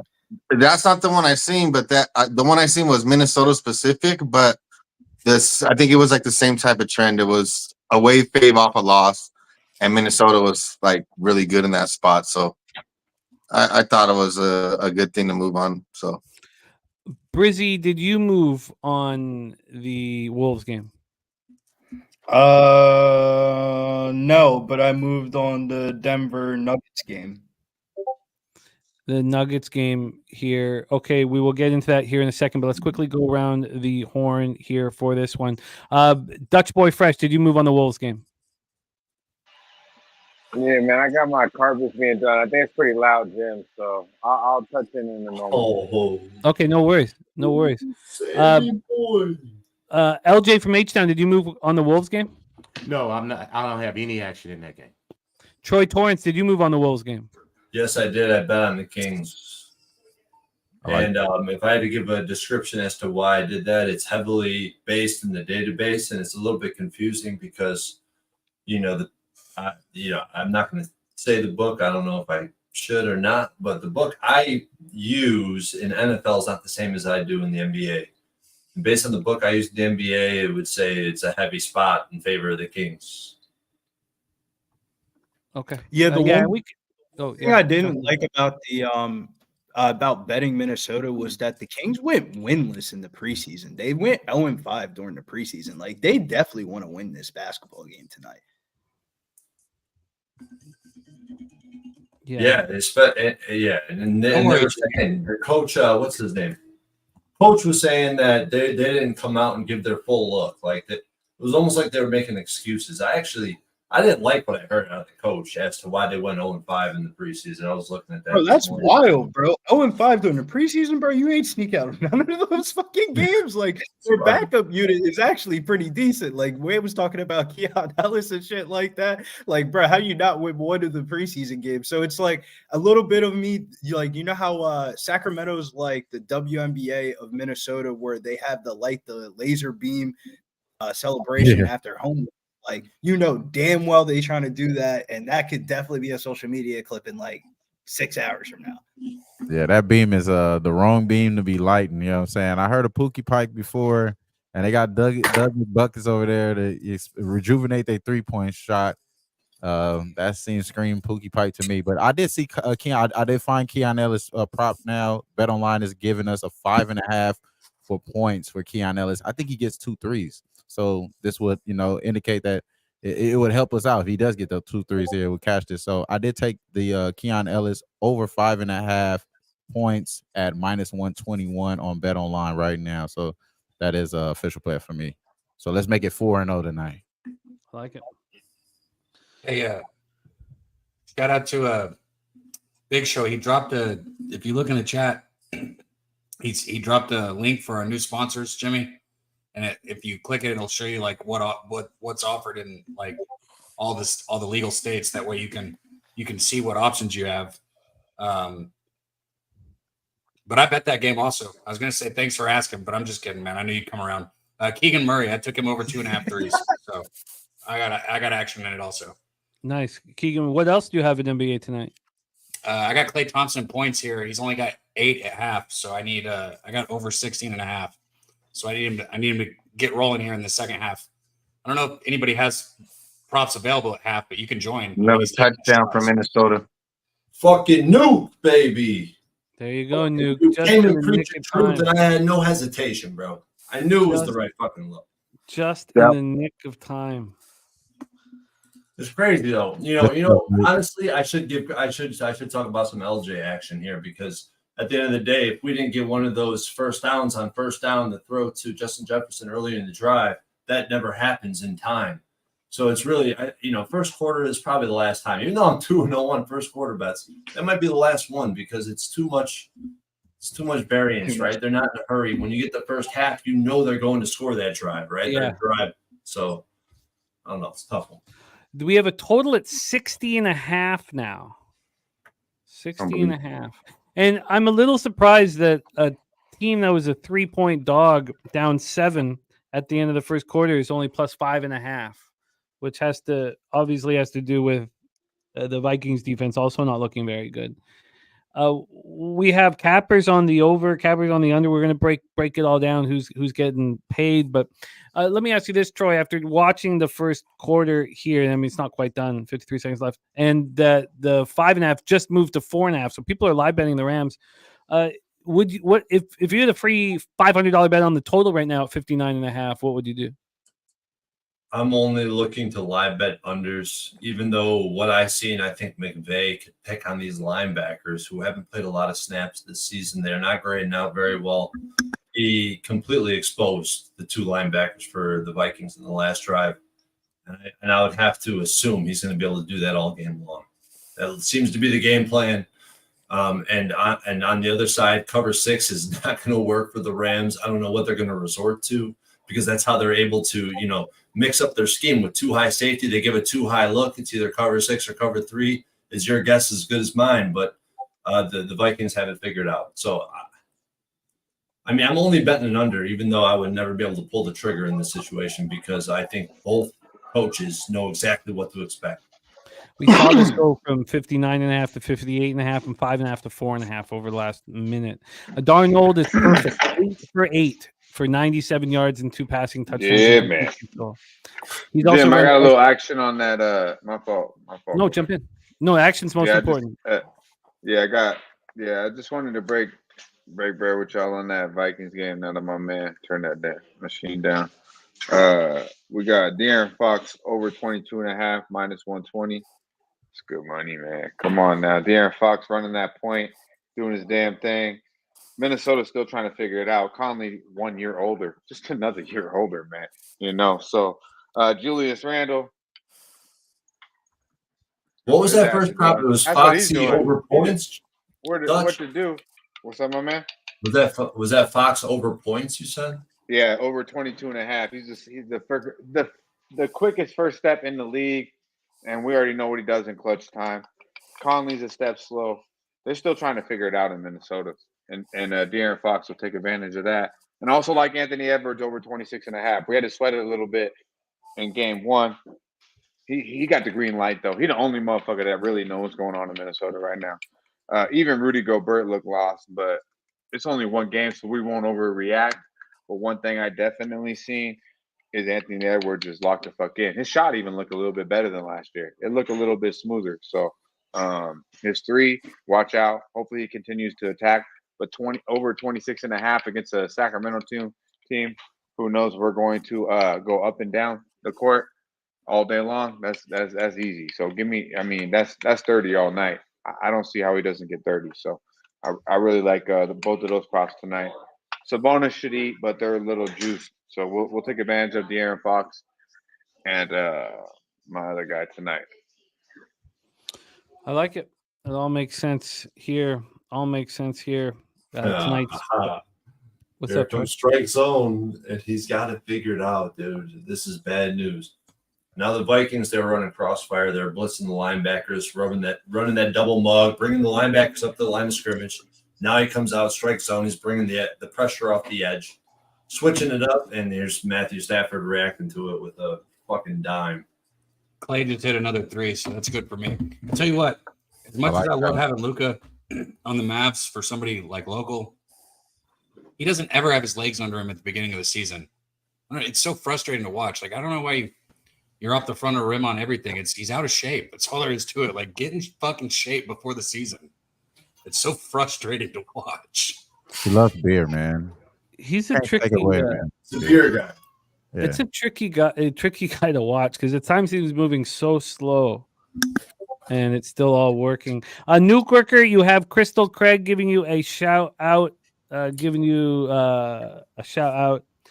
thanking you for that first quarter action, Nuke. Nuke, you are That's the a sharp ass play. Jimmy, I'm gonna have to get out of here soon. I feel you, Sweaty Butcher. And love capping with you, man. So thank you for rocking with us here on our Thursday nighter, and good luck to the boys pitching practice, man. How hard they throwing? Yeah. Shoot, I got an 8-year-old and 10-year-old right now. They're working on it. This is their third week in pitching practice. So, right now they're working on separation, stuff like that, getting dialed in. So, they're getting there. They got a game on Saturday. We'll see how it helps out. Yeah. Gabby can big give old us some tips. Yeah, Where's he at? if you're ever in the area, man, I'll work with them for sure. Yeah, sure. That'd be awesome. That'd be Wait, dope, is he just talking and not on screen? Who? Oh, there he is up there. I see. But yeah, if I get back in time, the game's still on. Fucking 6-pack of high noon. Shout out to Yeah, my jump guy, on, have a beer with us. Nasty Nate. Yeah, I'll jump back in. They just hit another 3. I should be back around 8 o'clock, so I think the game will probably still be on. Dutch, Yeah, I we'd wouldn't be love to have you, sweating Gab. I didn't anymore even if I would have see you. took the 3s like you had said. He already hit his 3s, but I need more points. Who did, Please Clay? support our guy, the Sweaty Butcher, on X at Sweaty Butcher. He puts action out, and we love capping with him. So thank you for rocking with us, Sweaty Butcher. I'll be in touch, my guy. All right, or maybe I'll see you guys a little bit later. Would love that. All right, Sweaty, Hey, Sweaty. Mr. Exotic in the building. Hey, Jimmy, bro. just so you know, that's our guy, Mr. Exotic. Cap. Clay already hit his 3s. Yeah, he's already got 4 4 for 3s. 7. 4 for 7. Fuck, I knew it, man. I know. I Fucking don't bet know why I Luka put the instead, fucking and point. you're like, I should have bet Luka, and then He's leading you the end team up in betting the rebounds, points. too. But I'm like, Clay ain't gonna do nothing but shoot 3s, right? Yeah, And facts. Yeah. dude. Luka's You out of go shape in. ass. Is gonna be And he's chucking them. rebounding too. He's leading the Well, team. I need in one rebounds. more 3 or fucking. I just need 3 more points. So Well, come you're on, fine. He's motherfucker. good, bro. He's attacking. Clay's locked in. If he's already shot 4, if he's already made 4 3s and we're in the third quarter, you're good. He's gonna score 25 points tonight. So you're good. Luka over 3.5 threes. You can think another. You stayed off of that and Syracuse. Those are 2 L's, my friend. So good job. Mavericks Good have job jumped staying up. off because I bet both of them and I'm fucking pissed off right now. Mavericks have moved up to an 8-point lead right now. Celtics with a 21-point lead. The Celtics are so good, fellas. They're really good. Also, They're like Warriors KD good. If you remember that, Jimmy. oh, And yeah. they don't even have Porzingis, bro. Bro, I know. facts. They got You without took the Mark. words They're out of that my mouth. good. They even got Porzingis. They don't even. They're that good without him. That's what's so sick. They're Warriors good. Like the only way they don't run motherfuckers out the gym is if they just don't decide to show up. They're that good. And JT, goddamn, MVP. I don't know what the odds are because I don't do futures like that. But I'm telling you right now, MVP JT. Yeah, Hit another 3. He only needs 2 more. How many So times do how you have? high would the Spurs have to go for us to live bet them? Jeremy Dutch, What'd you say, bro? Luka hit another 3, so he needs 2 more. So you can still He get has that. 2 now. I'm not guys really looking at worried the because Spurs once he live there? hits 1, it's like green light. And I No, know no. he's shooting 12. Well, I think that was the second. But I don't one. like So- having 0 at halftime. I mean, No, I God thought he damn. had 1 at half, bro. No, he had 0, I think. He was 0 for 5 at halftime. Oh, then that was his first one. My bad. And I didn't even look at Clay because I'm such a selfish dick. I should have looked at Clay too. My bad. Where's the market here? 9. Keegan I Murray just will said- get his tonight, Jimmy. I wanted San Antonio to be up by 10. Like San Antonio's covering. Yeah, the I'm looking spread. at San Antonio the other way though, bro. They're definitely San Antonio is backdoor cover city, bro. Where's the sell at? Is he hurt? Yeah, yeah. Sales hurt. He's Yeah. not playing those. That's a big first few piece. That's a three big weeks. piece. Bro, That's I why I like didn't Billy pull the Manuel trigger. this That's year. why I That's didn't why I move didn't on pull them the trigger on before. San Antonio today because you put Yeah. him with It's a huge Wemby piece. and CP3 and Lil Castle off the bench. I'm okay, but without Vassell, he's Champagne's their look good, though. scorer. He's their scorer. Champagne's Yeah, look he'll good, get you though. He's 20 got like 4 easy. blocks. Champagne looking good though. Yeah, you're right, Julian. Yeah, I know this Champagne cat. Who the fuck is this guy? Yeah, You don't remember Julian Champagne? Him and his brother? I gotta lock back in, man. I don't remember none. Only Champagne I remember is Moet. God damn it. I'm like, this guy, where's his? I was like, he got props, and where's Vassell's props? And I started digging down. I'm like, oh, Vassell's hurt. I'm not fucking with. Champagne was I don't fucking know, it up Wham. I during might the be killing his preseason. name, but I'm not fucking with him. Nah, you With doing San it right. Antonio without him. Yeah. You ready for college basketball, Jimmy? No. God damn. When does that start? No, you got to be real. I don't even think Cab is. He loves this shit. When does it start? So, It starts in real? like what, 2 weeks? yeah. Okay. 8-10 days. I mean, Okay, that gives you enough time to at least digest the NBA. For real though, it's what do you call it? It's interdivision division play like around January 1st, maybe. For you hockey guys, I just tip my hat. You know, like that's insane. Because I just got hit. I get hit with the NBA, like, and now I realize why I just threw in the towel on college football for a while because it's just so much. But I love college football. If you could cap one sport, yeah. and it's between college football and NFL, please cap college football over NFL. And that's come for Honestly, someone who 2 years who, ago, I was who wouldn't having have more said that fun. last year. I was having more fun with college football than with any other sport. Like it was just fun. It's amazing. Playoffs, There's so they many brought the choices. atmosphere Jim, back, you're bro. I like, you love this just, 12-team it's like playoff. the College NFL. You football. just realize it's fugazi. You know, There's in a lot college of football, yeah, theatrics. there's those moments, but like, if you can't win in college football, just leave it alone, bro. Just leave gambling alone Yeah, because there's so many facts, though. opportunities. If you can't And win I in feel college like football, bro, college chalk that basketball shit is up. going to be the same. Y'all Go ahead, bro. cold. Dude, if I can't stop, I'm about to sneeze again. Just try tennis I then. can't stop fucking sneezing. I've never been somebody who sneezes and I can't stop fucking Nah, sneezing. but like if you really just follow, Dutch is right. If you really do just follow college football, like it is very like The basic. prop market football is light. principles. Like, I'm not just It's talking wild, sides like- and totals. I'm talking profiting in college football in any way you can. Money, whatever you need to do. There's a lot Yeah, of there edges. sure wasn't so There's many so many fucking more early edges. UFC Oh, cards. wow. There weren't so Puka, many Puka, early good UFC catch. cards. A lot more college. So football. many more Inside the opportunities. 20. Rams inside What are the you 20. I seeing think over the here? Rams You got will West rise. Coast. You got. What are you at the stadium? Come Nah. on. You got Razor tickets? Hey, those tickets was actually pretty damn cheap to go to that game, bro. Oh my God, Matthew Stafford is so good. I've always been a big time Matthew Stafford fan. Was that a real rumor that they were trying to trade No, for come on, Stafford? man. Or that was That's- fake. I don't know why Minnesota would try to get a contract like that when they could pay Darnold and still got the rookie in their wings. That shit don't even make sense. Man, Puka is nice, man. Now, if Sam Darnold went down, then that would make sense. You know what I mean? Right. Because Minnesota got the tools in the light, very, very light NFC. Let me say it again, light as fuck. God, Puka Nacua just looks like the clear number one. The NFC is like the Eastern Conference like 3 years ago. Yo, one of the baseballs went by the L screen and hit me in the side today, and that shit hurts. Feels like shit. Get some more protein in your life. Okay, you try getting hit with 97 in the rib cage. No, not a I fan like of the that. Spurs, man. I think I'm gonna take the Spurs plus 10 here. Yeah, I'm gonna take the Spurs plus 10. I'm gonna lock that in. Oh, plus 11 now. Plus 11. Take the Spurs. minus I'm 120. kind of feeling the same vibe as you, Wham. I said that like 5 minutes ago. Like, how high is the Spurs going to her? All right. Where's Wimby at? How's Wimby looking tonight? This He is the looks grossest terrible. thing. Like, Looks Terrible. terrible. Seven left while I look. Like, yeah, I'm absolutely. gonna rewatch. I'm gonna it's a light card tonight, so I'm gonna rewatch everything in the morning.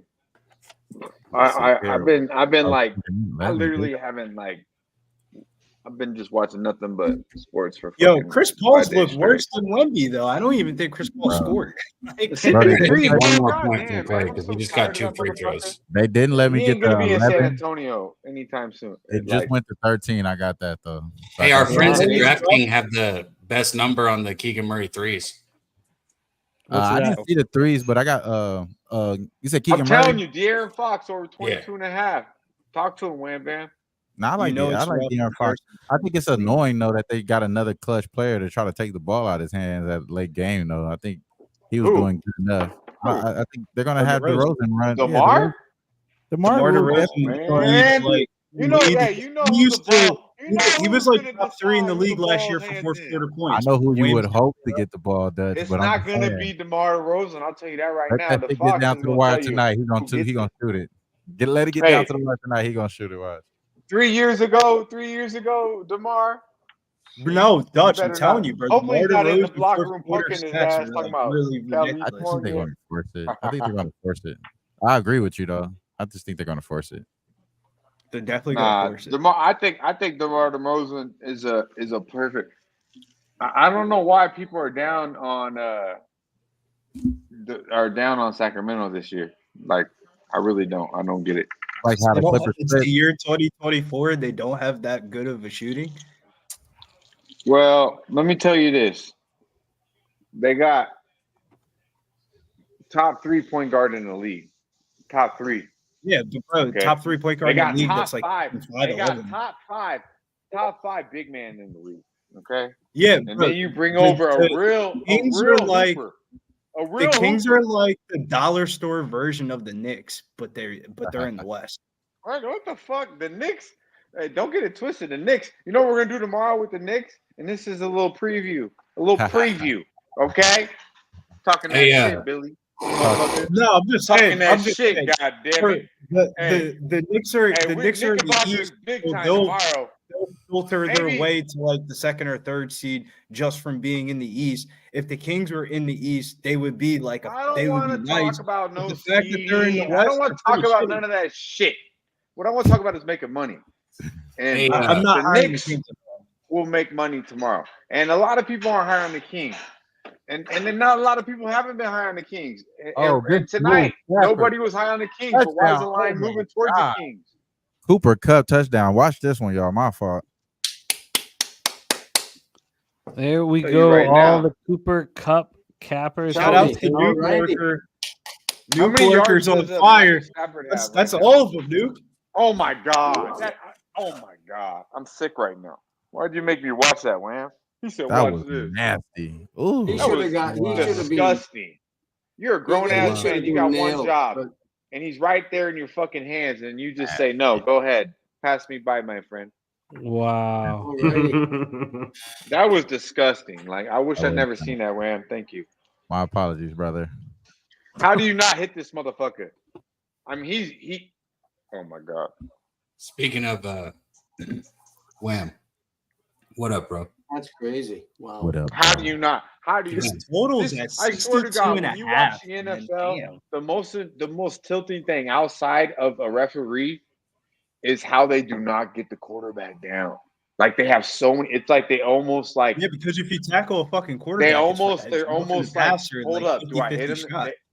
Exactly. It's like they Yeah, overthink it every fucking time. Yeah. Like, how if they just light his ass up? Back probably in the 15. day, they used to not be able to think. They could just go and brute force, they just- yell like yeah. a bear. But now they gotta actually like at least come with some type of equation. Like if I grab them this way, I gotta turn them this way.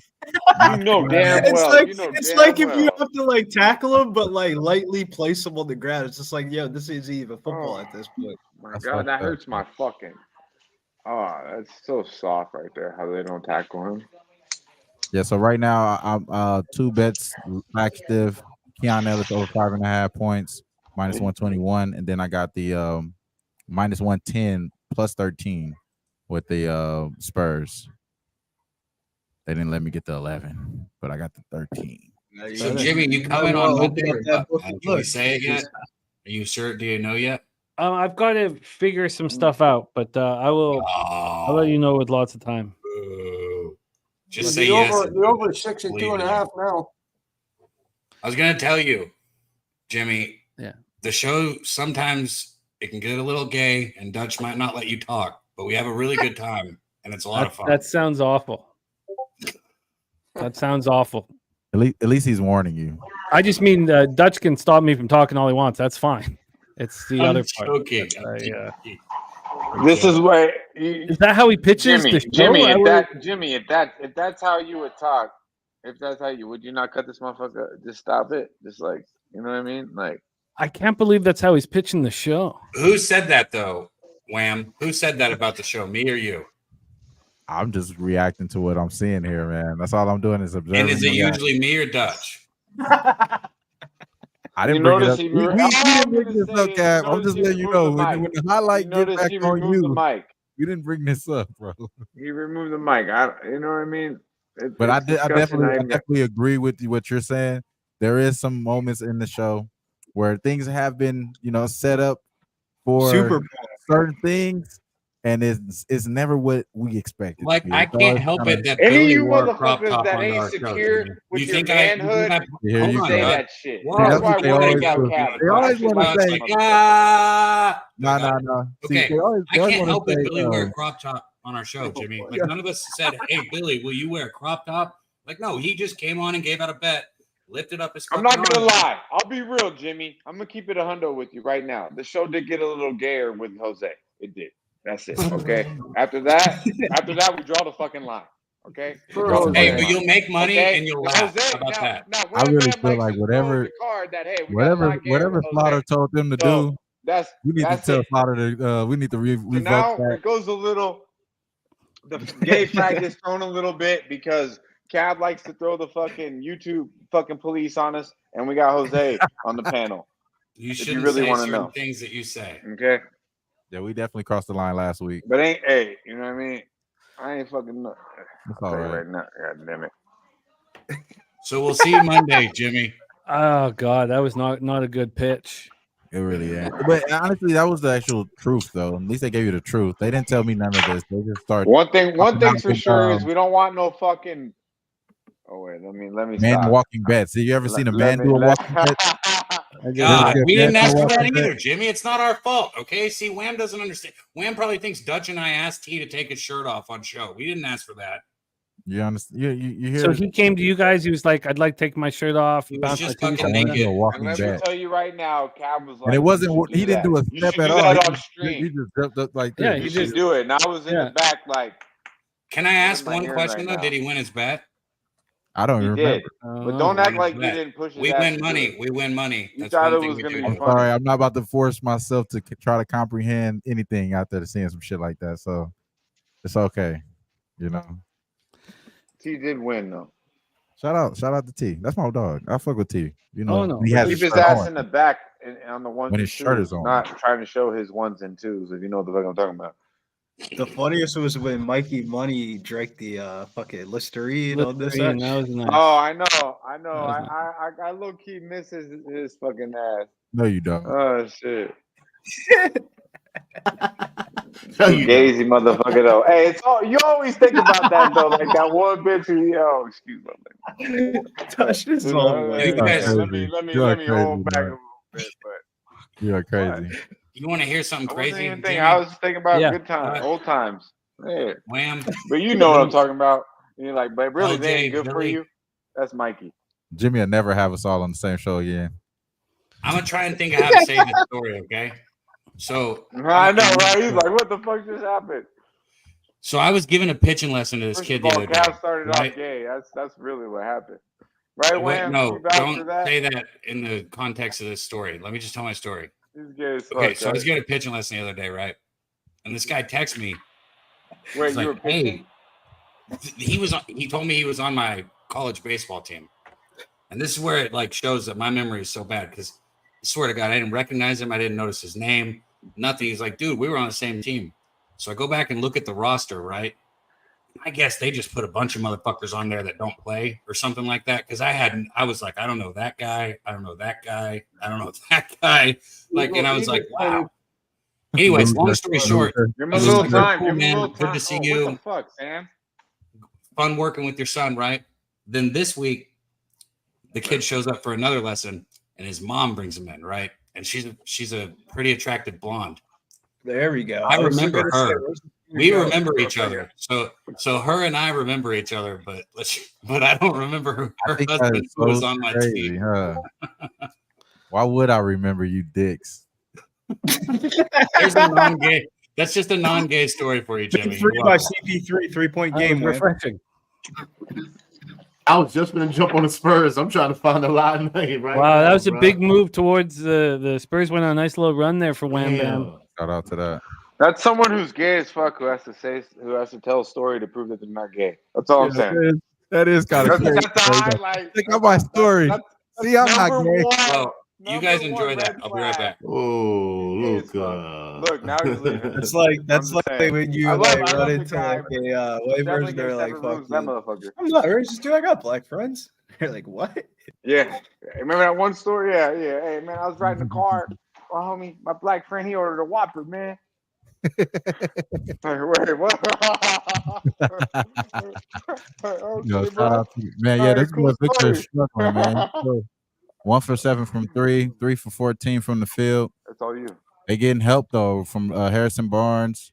They're getting help from Julian Champagne, man. Julian Champagne, 3 for 5 from 3 right now. Wham Bam. Did anything stand out to you tonight on the card though? Because I'm like, tomorrow's a beautiful thing, but like I dibbled and dabbled in the prop market tonight, but nothing really just jumped out at me today in this little 4-piece. Well, How about hopefully, hopefully Keon Ellis this is the only prop that I bet today, and But it's like from a actually side the biggest perspective. bet I made today.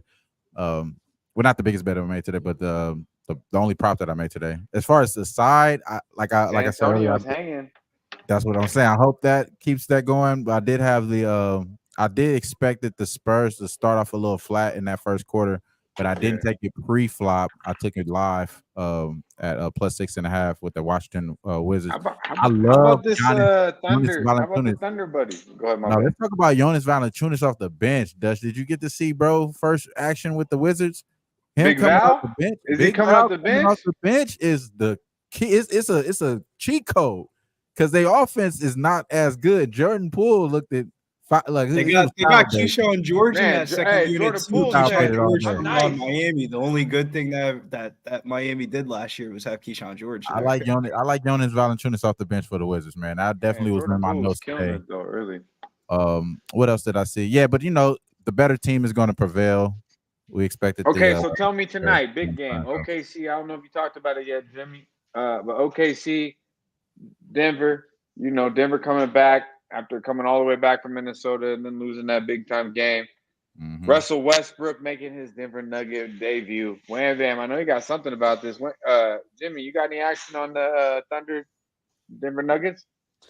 No, the whole thing made me very uncomfortable. I have not heard any. Actually, I heard one person here in our chat today on the Nuggets, but every single person I heard was on the Thunder, and it just made me nervous. Everything about it made me nervous. Well, I think Hardenstein's going to be a big part.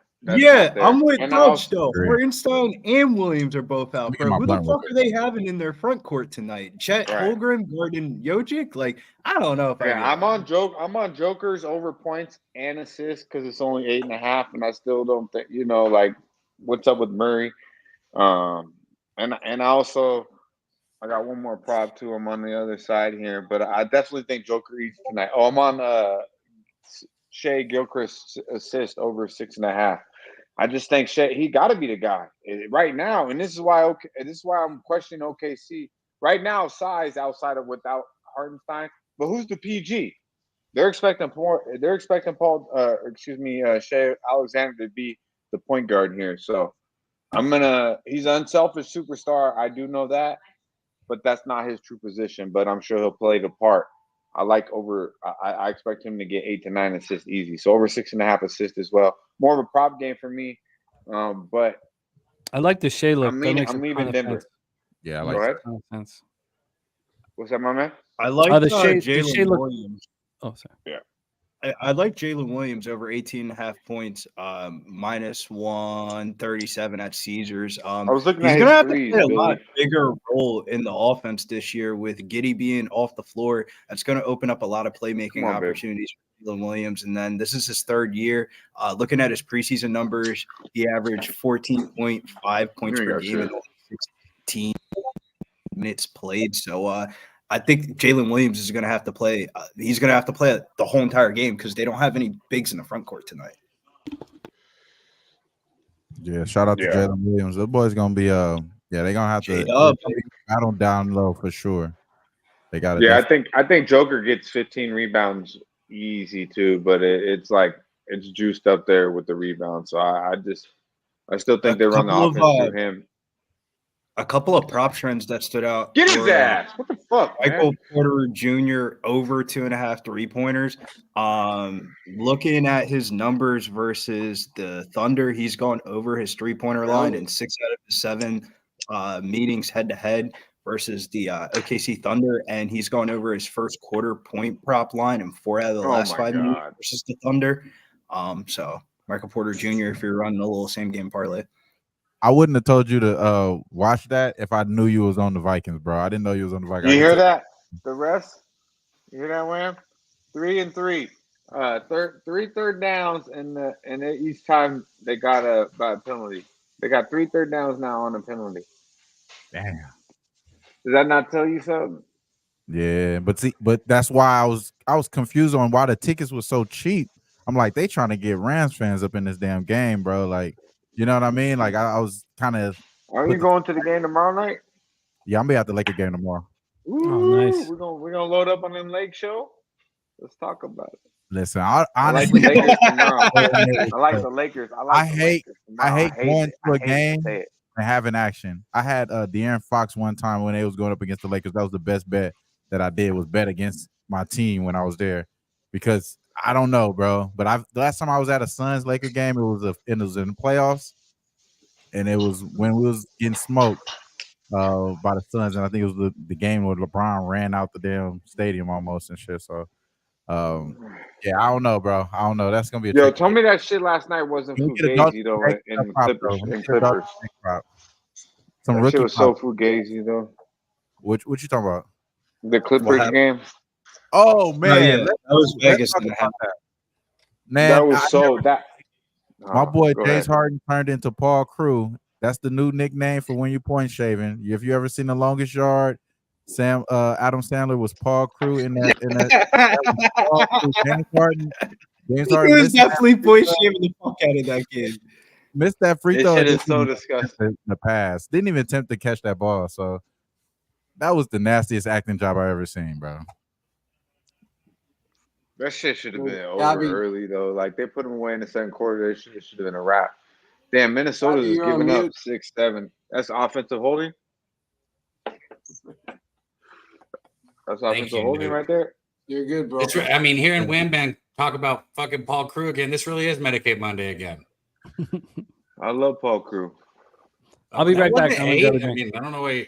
I'm just simply saying. Paul Crew's the shit. Adam Sandler is the shit. I met that dude in real life. He's like one of us. Shout out to Paul. Shout out Hey, to guess Paul. who I ran Yeah. into Jimmy last for night at NHL, the though. I told Jimmy said that when we were texting. He can come on Monday and bring us some NHL. That's what we need out of him. Hey guys, guess who I ran into last last night in the lounge, the Rocket Lounge last night? Oh, 50 Cent. 50 Gucci was there man. last Oh, night. 50. right. Hell yeah. I Yeah. dapped him up in the back with the Fertitta. Hell yeah. That's hard. Fertitta was out there. Shout out to bro. I know you was out there in the game yesterday. That That's shit what's was cool. Hey, I'm gonna Yeah, have I some saw saying I peeped the game. I was like like, this yeah. tomorrow though. That's why I'm like, ooh, I'll be kind of Well, right. who you like tonight in that LJ, talk about it. What you like in that? I like De'Aaron Fox. You know, I like it to go I like- over. I see a lot of points. I can't pinpoint any props right now. I So gotta you see just- how you like DeRozan is over? with the Kings. Yeah. And talk gotta about see that Denver DeRozan. game a little bit too. I kind of lean in OKC, man, because OKC played them pretty good last year. So it's a division game, you know. Rams So are punting. I'm looking at OKC, but I ain't betting nothing, Yeah. you know. I'm keeping it light for the first couple of weeks, man. Yeah, man. I know it's crazy right now. I just Yeah. want to fire bullets like crazy. Right. Yesterday I fell in love with the Suns, but I'm not gonna lie. Like we keep it transparent. I fucking live bet fucking Miami when I got them at like 15 and I'll a keep it half, transparent. I live bet the fucking Charlotte Hornets after the fucking Rockets blew an 18-point lead in the fucking third quarter. It was like, how the fuck is this Well, at yeah, plus it's easy to talk about that, you piece of 150? shit. Major sell job. After 6 favorites won to start off the card, the whole entire night card was fucking Vegas Rig City. If you had the Grizzlies minus 2.5, I feel so bad for you. The way the end of that game went, Laurie Marketing hits a 3, sell job, the Suns. Man, Vegas was on one. You know the last night. cleanest look though. Why with them Warriors, huh? They deep, huh? They deep, where Yeah. fam. I talked to. Hey, I'm gonna tell you right now. I Fucking was so Jonathan fucked up on Kuminga's Medicaid so Monday, and I said De'Aaron Fox gonna have a better year than Steph Curry, and I might stand on that. I'm gonna stand on that one. But I talked a lot of shit about the Warriors. he might have a And better I night. felt like, He may have a better night. You when may I have an woke up argument. Tuesday, I felt like something I said yesterday didn't work. But you know, I was in a zombie zone from the weekend. Right. You know, it was a big weekend. So out of everything I said, and no, well, really, it wasn't even on Medicaid Monday. It was with you boys in the futures. I was like in the clouds to that because of Medicaid Monday. So when we did the show on Monday at 1:00, Yeah. I don't even really I don't remember half the shit I said, but I woke up Tuesday thinking like, man, I don't think the Warriors are gonna be as bad as I kind of said they were gonna be, right? And then last night they Right. put it on the Trailblazers. Tight. I'm Hey, like, that's I don't tight. know if it's That's gonna tight. be that good, I mean, it's what the Blazers does. Come on, it's the but Blazers. that's what I was saying. I don't think it's gonna be that good, but I like what I see. I like the energy I see out of Golden State. Like I like how they we got a all lot of energy we're all over in there. a good form right now. Me, you, Babano, and Ski. We in a good form right now to Shout start out off to the Babano. NBA. He killed it yesterday. He killed it yesterday. Ski killed it yesterday. I've been killing it fucking since yesterday too. So I'm trying to keep this shit going. I ain't gonna lie, bro. I'm trying to keep this money coming because it goes as fast as it comes. You know what I'm saying? You know what's crazy though, bro? Is so I watched a lot of NBA yesterday, and I started the show with this. Is like if you live bet the Indiana Pacers, the Atlanta Hawks, the Pelicanos, the Phoenix Suns. And Memphis. I mean, I could look, but no, I'm saying like they were down too, right? Nah, I don't think Memphis was. I think down. Memphis was up, like They damn pretty much near. wire to wire. I think they almost wired. Yesterday, so Indiana was down, and you could have got them at plus 4.5. Definitely plus money at a certain point in that game. Detroit pretty much punked them for 3 quarters, right? Atlanta, you could have got at even money at any time in this third quarter all the way through. The Orlando Milwaukee, you could have got them at even money in the second quarter against Philadelphia. Cleveland, you could have got them at like minus 1.5, 2.5 when they was down by 10 against Toronto. My point is in this, and then of course Phoenix was down. You could have got Phoenix last night at plus 400. At plus 400. At plus 400. Right. We got to pay attention to these lines, man. You know what I mean? Because 10 points ain't shit. 7, 8 points ain't shit in the NBA. No, how the fuck? I had Nowadays, so much invested last night in Phoenix. I couldn't do it because I just was mad how much I already had invested in it. And that's just real talk. We talking real, but I don't know how the fuck I didn't bet Phoenix plus 280. The 400 was there, gone quick. How do you not bet the Suns plus 280? You know what I mean? Like that shit was staring at me. So my point of all that is we had 10 NBA games last night, and every single favorite that was at minus 200 or more, we could have got at a pick'em or as a dog. Man. So pay attention, ladies and gentlemen. Yeah, the live betting has really been where it's at though, too. For real. And shout out to I'm like, why even bet fucking pregame? God damn it! When I could talk that shit, when we could talk that shit, I could have got Phoenix at plus 380. 250, 280 all night long, and I got a minus 4.5 for 5 units. You know, hot. Tell me I'm not like why? And I already had it for 2 but I really loaded up because I Right. was like, nah, throughout the night. That's what sucks about these late games, bro. Yeah. 7:30, 7 o'clock Yeah. tip. Like you just fall in love with that bitch, you know? Know how I do it, bro. I wait. I'm gonna wait until the Well, to I do hit Indiana. yeah. I hit Indiana. I was nice. I had Dame over 3.5 threes plus 120. Like, some shit like we talk about, but we don't talk about on the show because you don't want to really give out. I mean, you don't want to take too much time. Right. So, Yeah, that's what it really is for us. We trying to do. So we when we already do know the show Beto with gonna Ski, go there's off. 4 of Yeah. us. Well, Beto gonna It's go like get his stuff, so we gotta. I'm gonna I give just the made a chat. move, by the way, just quickly. Sorry to Talk interrupt, but about it, Jim. I moved on the under 60.5 in Georgia Southern ODU. Hey, and I hit. I just jumped on the Spurs plus 7.5. Can I get a first down? No, I can't. This is 3rd and 20 fucking forever. Good move. Good move. Whole squad on the Por Vida on the But there's a big spot with the Knicks tomorrow, though. Yeah. This total in the Vikings Rams game, this got up to 62.5. Man. Jim, tomorrow, New York. It's our guy, like Razor says, do damage. It's in effect tomorrow. First quarter, first half, full game. The Knicks.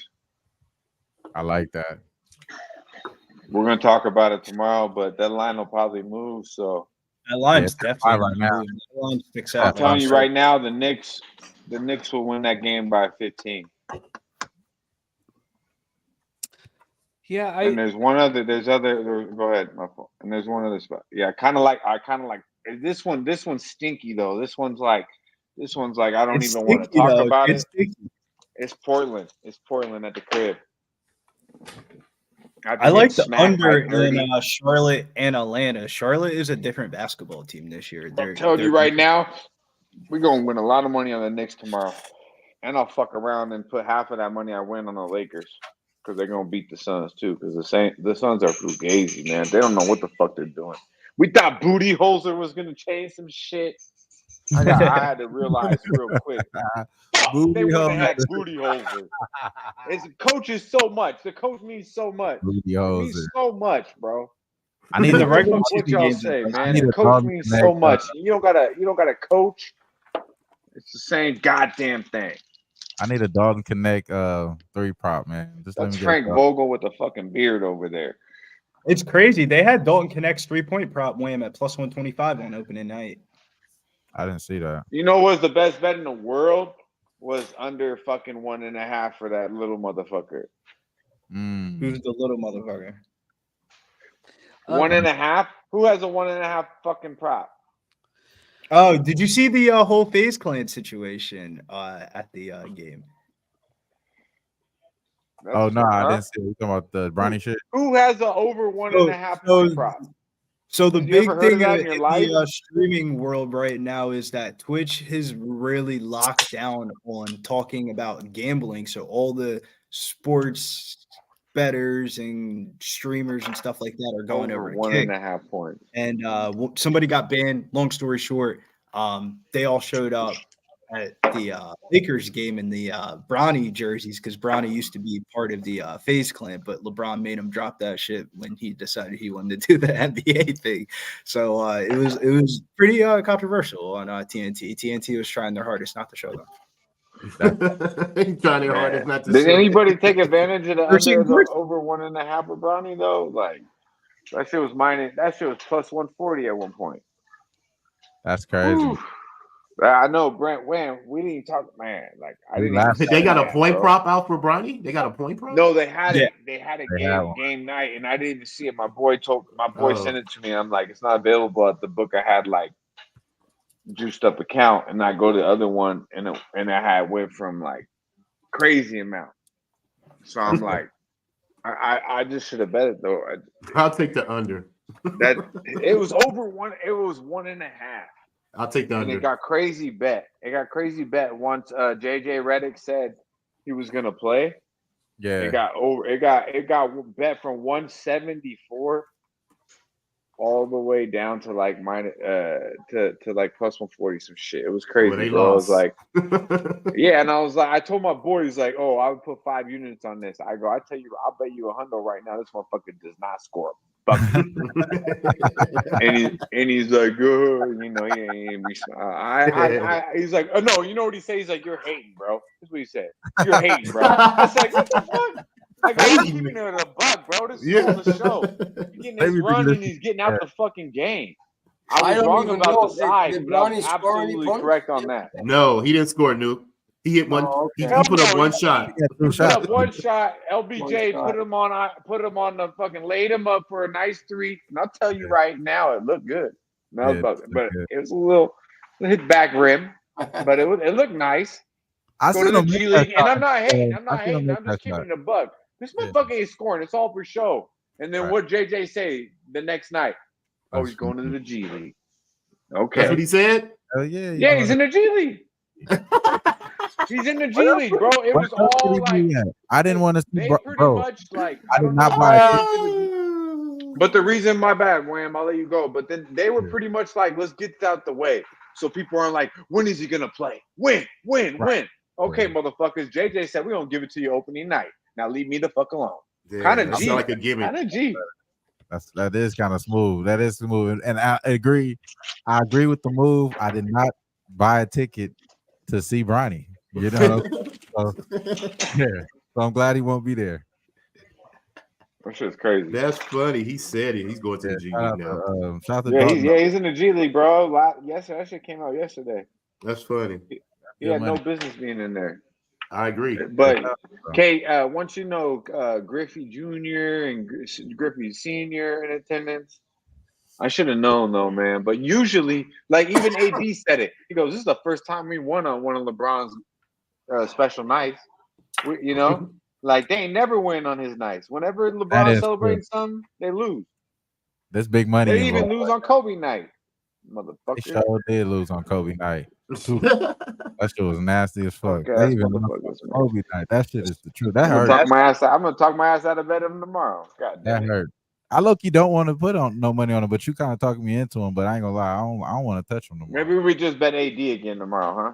I think Tyrus Jones is a great he's the reason why, because you know when fuck that little motherfucker. Booker got fouled out, and I seen how Tyrus Jones pretty much, you know, still kept that ball flowing. It wasn't a lot of pressure on KD. That's what it really would have been. A lot of pressure on him to have the ball down the floor and all that shit. Why did KD turn it over so much though, bro? Like, is he scary or what? Why he this motherfucker had 6 turnovers in the third quarter. Dallas kicking ass right now. I don't know why KD can't hold on to Dallas the ball, is man. stats right now. Damn, And Vikings. St. Louis or whatever the fuck they are, the LA Rams is that a flag? Offensive? I don't even like Roughing this the shit, passer, bro. Did they just call roughing the passer? No foul. Oh yeah, he fell down. Damn, bro, there's 10 games tomorrow. They didn't. Okay, good. I was going to say, bro, you better There's not 10 games talk tomorrow. I think good Golden State gonna continue to smack. We might just have to take the over 231 in that Utah game. Yeah, you know what, bro? On the one game that I'm mostly interested in is I think it's gonna be the Chicago Milwaukee game. Ugh. You like the Bulls plus 9.5? I think I gotta go with the Bulls again. Like After they let us down too. No, they let us down last game. Giddy didn't get his assist. Giddy, stupid ass. Giddy didn't get his assist. Vooch didn't get his rebounds, and the Bulls didn't cover. And then the problem was, I think they was the best when Lonzo was in the ball, but he's on a fucking minutes restriction, so they got to be able to let that boy play. But Lonzo was taken away from Giddy's. That's why I think you need to. Giddy don't got no jumper. His shit broke. Like, you know what I'm saying? Like, this shit just be looking like that YMCA shit, except it don't go in. Shout out to Troy. Troy said, does Mikal Bridges? Hell yeah. Hell yeah. I thought that was funny too. Shout out to Troy. Play some defense, Billy. Can we get a field goal before halftime? Well, let's hope so. Let's do it, man. Let's do it. 32 seconds. So can I get a reload? No, Vikings getting the ball back. we ain't gonna get it. Yeah, it's a little too out of touch right He there. down. He downed it. If it would have went the end zone, we'd have had a chance. But he could have O'Connor though, or whatever the fuck, he kind of nice though. He might draw up something. It's the first down, got a lot to do with it. How you feel about How much Philadelphia? time left? The Sixers. Yeah, Sixers. I think they're gonna be real good when they get PG and MB back. They're better than when they got PG and MB, they're better than the Bucks. Right. Sure. What did they do on Wednesday? But Like, I they- mean, like, I don't mean We're regular. competitive for, We're like, the first talking about money. We're half, talking about money, Wham, like playoffs. and then We're talking about Milwaukee started playoffs. putting boots to ass like Lillard. But was. But I don't have- think Milwaukee would be a better team to bet on in the regular season.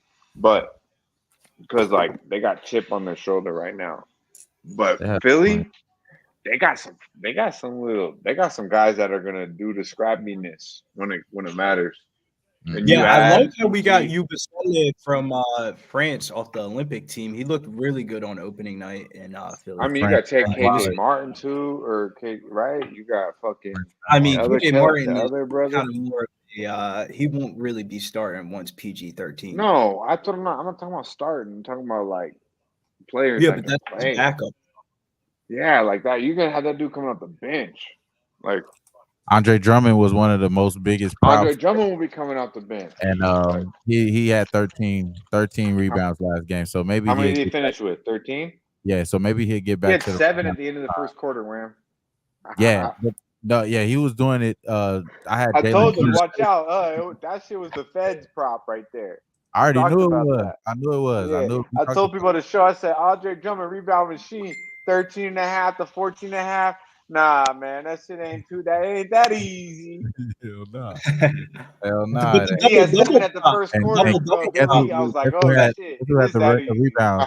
Caleb Martin had 9 rebounds in that game. And then he had all them fouls and shit. Who's hurt, man? God damn it. I thought it was gonna be a Kelly Oubre day. His point total was at 17.5. He had 21 points, so that was a good money play right there. I didn't bet Kelly Oubre. I know Babano talked about him. I think Babano had that. Yeah, Kelly's a buck. Yeah, so I do like Kelly Oubre too. Again, running it back. I think you're gonna get RJ Barrett though, Toronto. So really, we should be talking to Jimmy. This is Jimmy's backyard right here. They playing in Toronto too. Oh God. Is Nova Scotia getting it lit? I mean, if RJ's back, 219 seems way too low. Hey, real quick, Luka Cash over 3.5 threes. Yeah, man. Get that out on Twitter. We got a lot of props tonight, but the cream of the prop was Luka the motherfucking Don. And it's only right, as our boy Wham Bam would say, over 3.5 at plus money, just like Dame time. Let's take advantage of these 3-point props while we can, because eventually that shit will be minus 140, minus I like that. 150. It really will be. Luka over 3.5 threes will not be at plus money very long. And it will not be the same with Dame time. Believe that. No, sure ain't. You're right on that, Dutch. Yeah, I Tweeted think that shit out early today. Plus 105. Luka the motherfucking Don. Yeah, man. What's the history on that shit? Hopefully Clay hit his over 16.5. Did he hit? Yeah, Clay been. Okay, I knew he was going to get 25. Did he get 25? He got 22. Okay, Billy. Okay, keep me in line, motherfucker. Keep me in line, motherfucker. Young motherfucker, you. The last 5. Keep me on my toes, goddammit. The last 5 matchups, it went over 4 times. Keep me on my motherfucking toes. Ooh, De'Aaron Fox going for 30 tonight. I mean, what's up with the RJ Barrett and Emmanuel Quickly situation? Because Emmanuel Quickly got hurt in that first game. Is he playing? And is RJ Barrett playing? Like, what the fuck's up with it? It's like a carnival. They got upgraded. RJ Barrett got upgraded. Who's Toronto playing? RJ got upgraded to questionable. Man, whoever Toronto line's playing, at I'm plus looking 3.5. The line's I'm looking telling to you bet that the RJ opposite. play, it feels like, right? Toronto's playing tomorrow. That might be the team we just bet against every night. They look awful. They do look Philadelphia. awful. Maybe you're right on that over. Philadelphia after getting I smacked said by the over is Milwaukee. 19, but Oh, I I'm not like it. betting the over if Emmanuel Quickly and RJ Barrett are out. Fuck that. Who's got Philly on deck? They play Indiana. Yeah, but On this Sunday. isn't the. I said this on the show on Tuesday. I might You stay also away. got to remember with the play-in tournament, the NBA is really trying to focus on the play-in tournament pool play games and the tournament itself. So a lot of these teams are resting their stars in the beginning of the season, so they're ramped up for the play-in tournament. Bro, okay. That shit don't start until the Do 12th. y'all see that shit? Y'all see that shit last night? What they're doing is they're letting them play. And I love that shit. A lot of physical Like, basketball. I know specifically a for lot the of Sixers, physical basketball. we're getting last night. investigated currently right now for the Joel Embiid sitting because he's actually really Ooh. healthy. It's just we're waiting for the play-in tournament to really ramp I him up. watched the Pistons play. They was playing physical with Indiana. I was watching Atlanta and Brooklyn play. Brooklyn was playing real physical with Atlanta. I mean, it was opening night it was a little more grimy last night. If you're watching these and you total betters, these referees is holding the whistle a little bit. I'm telling you right now, pay attention. They're holding the I whistle think a it was little bit. like 8 out of the 10 games yesterday went over the total. I think we're going to start seeing how it was in the middle of the season last year going into the All-Star break where the totals were in like the 240s, 250s because nobody's playing defense right now. You guys, it's halftime now in our Thursday night. 8 out of 10 went over yesterday. My bad, Jim.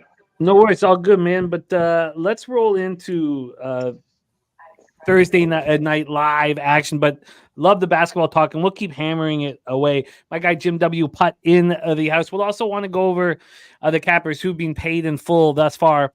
The big hit was Spenny cashing the Oliver over 4.5 receiving yards and Oliver touchdown.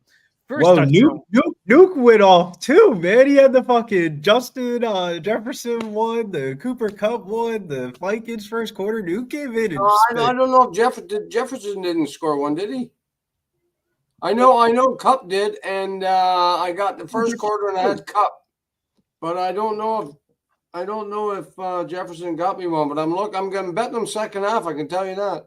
Yeah, Jefferson doesn't have the touchdowns were from Oliver and Sherfield. Oh yeah, he's got 6. Pissed me off. But 2 and 2, and all plus money. Yeah, plus 125 and plus 125. So yeah, you're in business, absolutely in business. Let's go over action here in the house, and then we will also talk about the cappers who've been paid in full here. My interception props, obviously, there wasn't even close to it, but still a half to play, and hopefully this game came to a screeching halt. This total went up to 62.5. Nasty Nate got it at 60.5. Excellent work as this game just slowed down. And this is the point where I was thinking that the Vikings would slow down, that they're a very difficult situation playing the Lions, traveling, and then on a short week. But right now, the live line, the money line, I guess you would take on the Rams at minus 110. I don't know if that's the most appealing spot. We'll see. Let's go over certain things here in the player prop market and see what you guys are saying. For receiving yards, Jalen Naylor, only Justin Jefferson's done anything. He's got 74 passing yards. The rest of the team here has 28 combined. It's all being Jefferson. His live totals at 121.5. Jordan Addison's at 14. His live totals at 34.5. Naylor's at 9. His live totals at 16.5. On the other side for the Rams, it's the exact same deal. It's just Puka Nacua who's doing all the work. He's caught for 64 yards here in his first game back in action. What a beast he is. Live totals at 91.5. Then Cooper Kupp has caught for 15 yards. But those of you who moved on his receptions prop are still very live. He has caught 3 passes. His live total is at 6.5. Kyron Williams has caught 4, and Puka Nacua has caught 4 as well. Rush yards, Aaron Jones has run for 38 yards. Kyron Williams has run for 73. His live total is at 110.5. Blake Corum's run for 7. His live total is at 12.5. Sam Darnold has run thrown for 112 yards. Stafford 105. So their live totals are very similar, as you would imagine. Sam Darnold at 241, Matthew Stafford at 243.5. And with no interceptions in the first half, you get plus 210 on a Darnold interception and plus 200 on a Stafford interception as we move forward. Nasty Nate, no, that was the wrong game. I should have gone in with you on that one. I picked the wrong fucking game here to move on the live under. I picked the Georgia Southern Old Dominion game. Unfortunately. I still can. It's too late to move on the under. Now you might even look at an over. I think these defenses are going to get tired, but I'm not going to look at that. Let's go around the horn here. Anybody looking at any live action here? Brizzy, anything that you are looking at? And everybody in the chat would love to hear what live action you are looking at here at halftime of our Thursday nighter. Brizzy, anything you're looking at, my man? Nah, because this last 5 minutes of the Spurs game's going on before the 10 o'clock game here, so I probably won't move on anything live until like going into the fourth quarter here for the NFL game. Yeah, 5.5 minutes left in the Spurs Mavericks. Red Wings are going to take care of the Devils 5-3. Yes. Damn it! I got off losers, but there was fucking money to be made that I didn't move on, and the Red Wings really hurts. Now I need the 130, I think they were. Yeah, I just wanted to fade the Pesci and Luke Hughes returning just because I thought it'd mess him up. But in my head, I was like, they allowed 11 goals in the last 2 games. I just messed it all up. But so, Jimmy, yeah, that's what we need is NHL though on Mondays. Real talk. I know I was joking earlier, but that's what we need is some W's in NHL from you. That would be huge if you could do that for us. No, I'd love to be a part of it, man. I've always wanted to be a part of it. Now I've figured out the plan to do it. I've just got to make sure the internet works out there. So I'll be in touch with you for sure about all that, my man. Cool. We're looking at live action right now. Nuke, anything that you're looking at? Yeah, so I'm on 365. I can't find it, but like I'd had Jefferson anytime touchdown first quarter, anytime touchdown first half. They were my 2 losers, but I'm coming back to the well with Jefferson second half, anytime touchdown. I can't find it on 365 at the moment. Can't find a live touchdown. Let's see if we can get in there. And, I don't know. Plus 162 on Bovada, but that's it's plus 162 here as well. Okay. Okay, so I'll look for that, but that's what I'm betting, bro. So yeah, you just click on, if you can't find it, just click on the player. Just say player at the top, where bets all same game parlay flash bets bet. Player. Okay, yeah, I got it right here. And then you'll get the plus 162 to get the next touchdown. He is plus 600. He's lowest. Aaron Jones at plus 175. Addison plus 350. Puka Nacua 375. Parkinson plus 550. Naylor plus 650. So, I mean, what captures the imagination immediately is there's no Cooper Kupp on that list. So they're not offering a Cooper Kupp touchdown, which is they're not offering a anytime Cooper Kupp touchdown at 365. They're not offering Kyron Williams anytime touchdown. I don't see Cooper. Well, Cooper Kupp is already scored, so they got to look at 2. Oh, so you got to go next. They're offering next touchdowns. Okay. Yeah, so if you go to 2 or more, you can see Kyron at plus 120, and then that's Cooper Kupp at plus 125. That will be as if you took a second half anytime touchdown. Yeah. No, I feel you. Yeah, we found it. You got it right. So plus 162 for you, Nuke. Yeah, I'm on it. I just clicked on it. I'm gonna ride it. I mean, hey, see what happens. Plus 162. Want to hear from you guys in the chat, live action. Wham Bam, you looking at anything? Yo, what the fuck's up with Pop, bro? It's 4 minutes left. Why the fuck is Wemby not on the court right now, man? I'll be right back, boys. Shut him down. So I was looking at that Justin Jefferson anytime touchdown. That makes sense to me. Plus 162. I kind of like that too. Along with Nuke there. As far as Aaron Jones, what about Aaron Jones too? Like maybe Aaron Jones get one. I do like Aaron Jones as well. Those are the 2 things that stand out to me as far as like any bets that I could take advantage of right now. But other than that, nothing that I would be intrigued to move on. With the loser, it looks like I got with the Spurs now, and I got the Keon Ellis already locked in. So I'm probably not as crazy to go jump in on this one as of yet, but I do like those 2 anytime touchdown stuff. Tariq B seeing the spot at FanDuel at plus 175 here.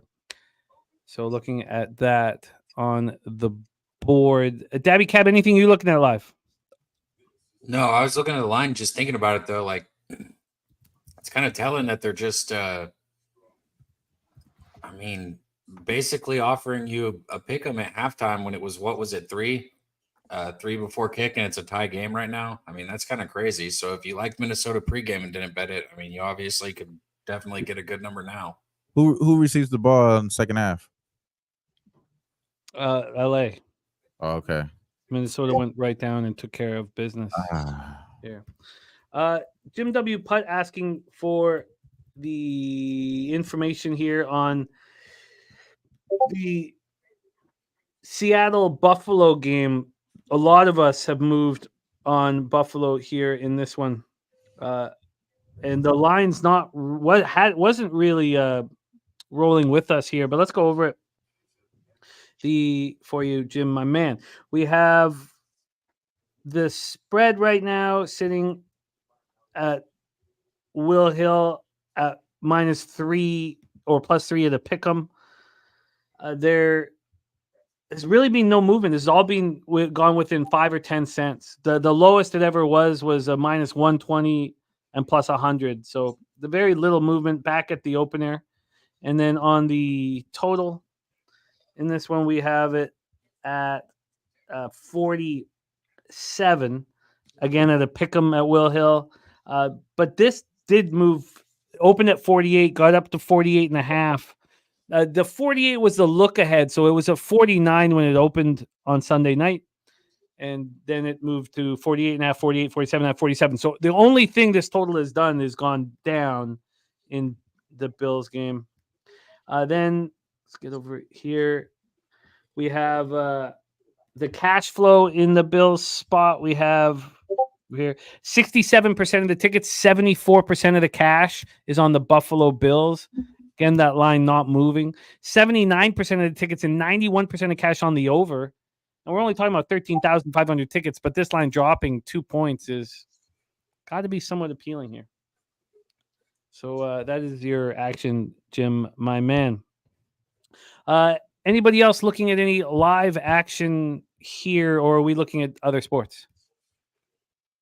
I still got the threes prop coming up in the next NBA game, but I just I was looking through more stuff for this weekend. I want to wait till halftime's over so everybody can, review that action. But if you want to talk about any college football, I'd love to do that coming up. Well, it seems like there's not a ton of movement happening here.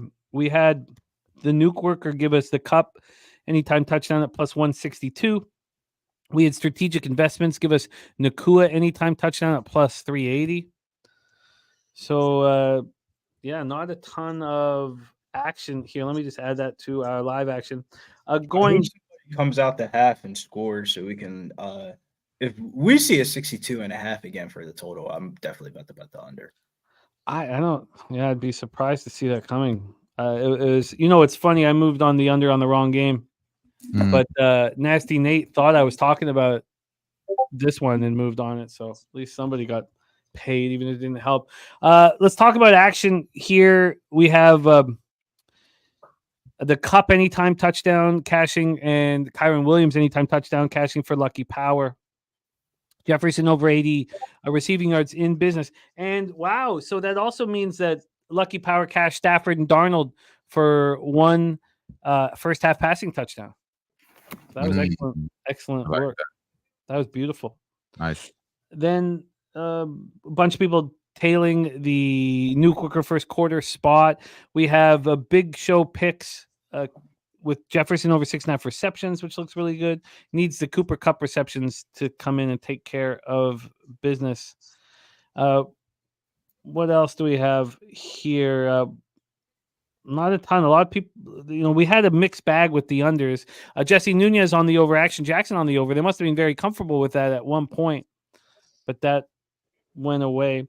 We have Vikings to score in every quarter at +164 for WT.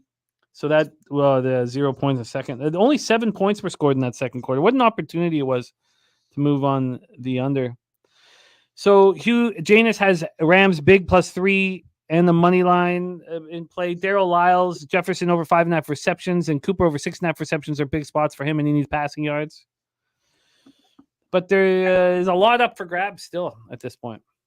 So not a ton. Dougie Wise, his SGP, it needs the under 48.5. Now it's slowed down. But we'll go over everybody's action throughout here. It's a mixed bag. Dabby Cab, what spot did you want to talk about for this week's college football action? We lost.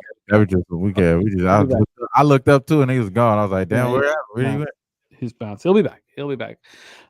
We are back in business, though. The third quarter has started. We have a 3rd and 6 right now for the Rams. Puka Nacua almost made a beautiful catch. Anybody move live? Let me know in the chat. I will copy and paste it so we can lock it in. Yeah, Tony, I'm paying attention to this Spurs game. It is still interesting spot right now. What's the score right now? So mad, bro. Pop the 121-09. starters, like fucking 6 minutes left, man. 121-09. Starters are in here. We could have backdoor covered this.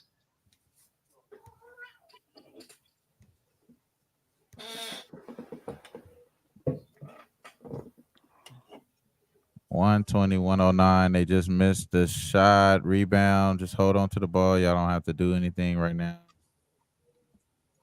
And we might be able to get them out here. Yeah, you got it. Yeah, we got that. 13. Nice. 13. Shout out to the Spurs, man. 13. We got that. Yeah, you got it. But we haven't lost yet today. I love hearing that. The underbetters might be in business. Hard to believe after what we saw in that first quarter. God damn it. What a live opportunity on the under gone by the wayside. Tony Trill rolled with you, so love to see it. Trill getting paid. Nilo, my man. All right, Rams 1st and 10 from the 50. Come here. Look like we about to get this Spurs. I'm not Spurs, but the Sacramento King game kicking off shortly. Yeah, Kings, Timberwolves, Thunder, Nuggets in business.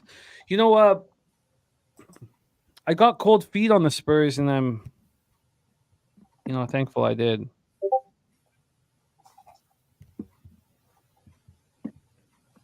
Nice. Truth Teller is in 3rd in the poker tournament. I'd love to hear it, Truth. Get to that top 14 at least, man. Get yourself another ticket.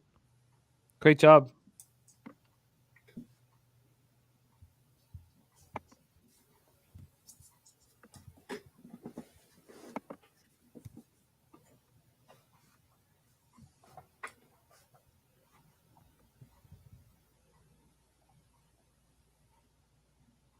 How do I get this game? Now, looking into this game, man, this is such a back and forth game, but the 10 hat is just telling me the Rams is going to come out here and just hold it down and win this game. I think the Rams are going to win this game now. Put the Vikings back in place. They lose 2 games in a row.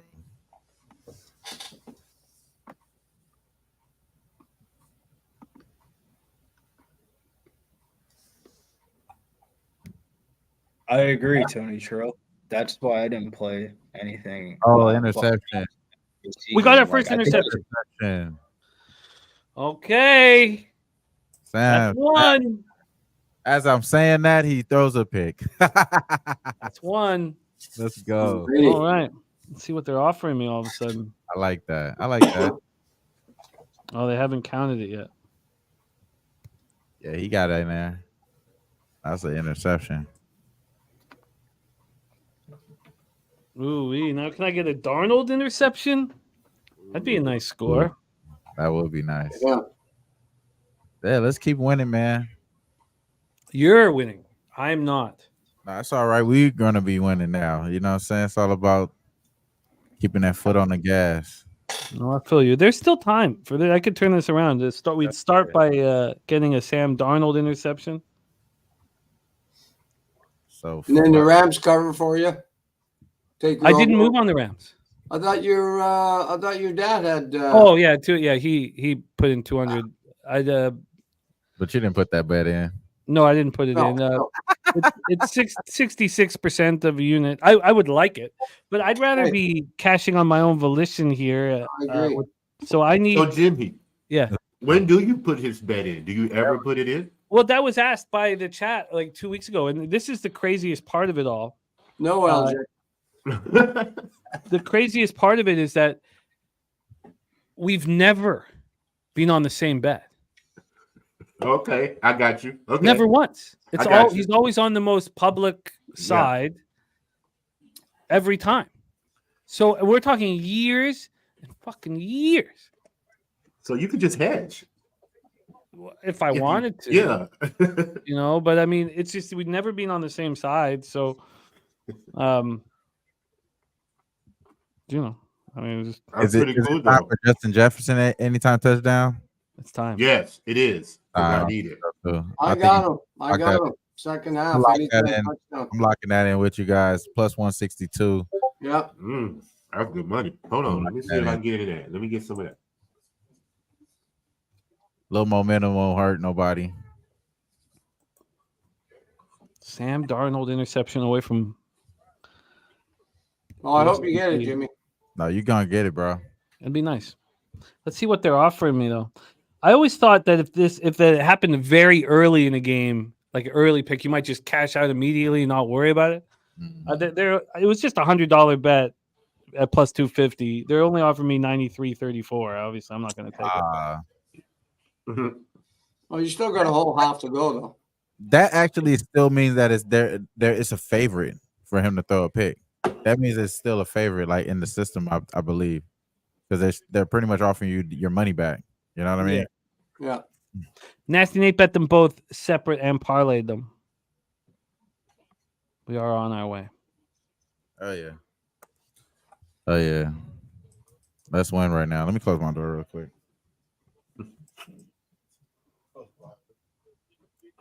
Minnesota's going to try to eat some clock up. Watch. That live total down to 49.5 at DraftKings. DraftKings numbers here on the screen.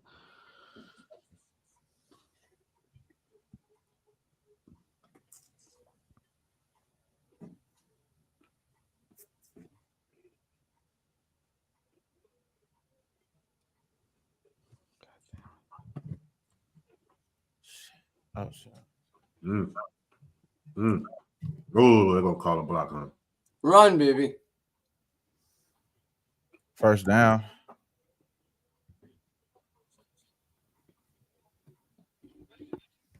God damn, man. They made that shit fucking hard as fuck to win a fucking hand. De'Aaron Fox last season had 26.6 points, 4.6 rebounds, and 2 steals. I think tonight my boy Dutch on 22.5. I think he had 22.5, right? Yeah. So yeah, With Fox? that's 4 points under his season total, or season average last year. So yeah, I like Fox. I like Fox tonight. What does the Fox do? The only thing that scares me about putting player props in that game is I've never seen a basketball game in opening week move 8 points the day of the game and nobody be out. That's wild. Right. Damn, it moved 8? Yeah, that shit was like 229. That's crazy. Oh yeah, I saw the floor drop from on that one, yeah.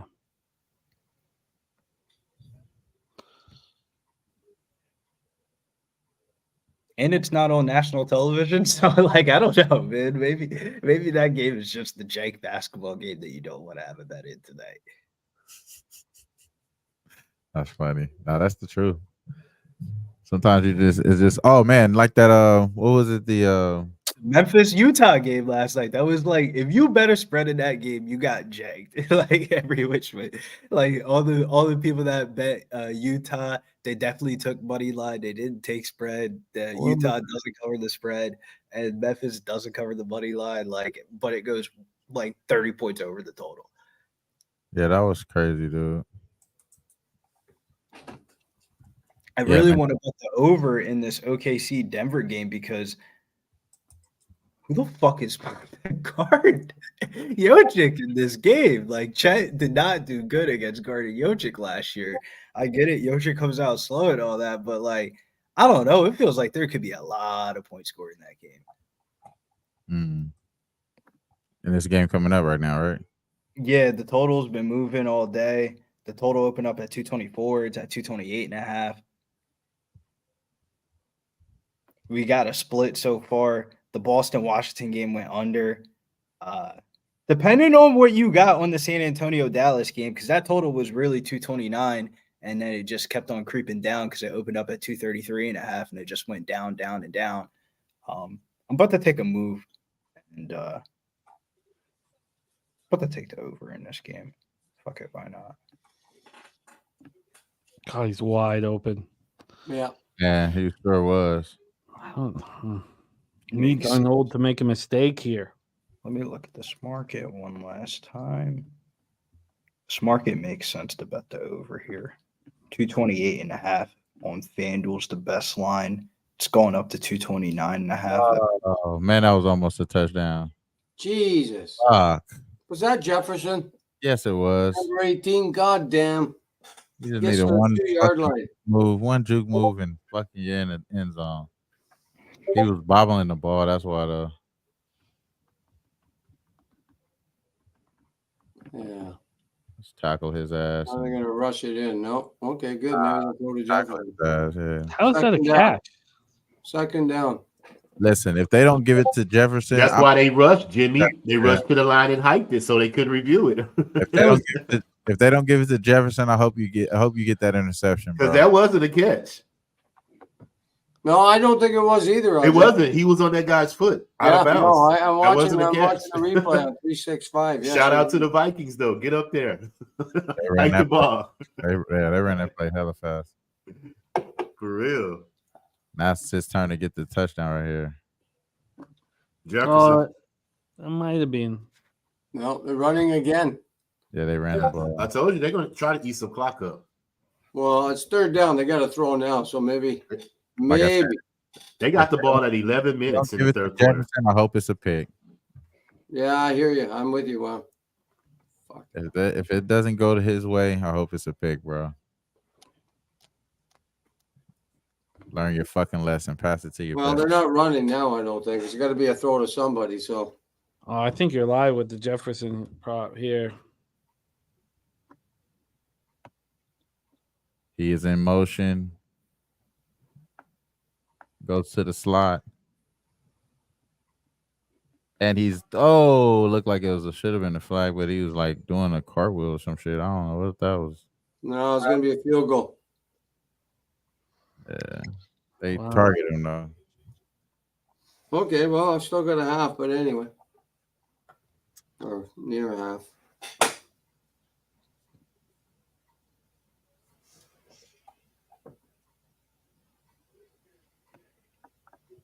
God, the Blues won 5-1. Over the Leafs? Yeah, Oh, did you have the Leafs, Jimmy? yeah, Oh, sorry, man. yeah. And again, like when and the Hurricanes are smashing, grabbing the Flames.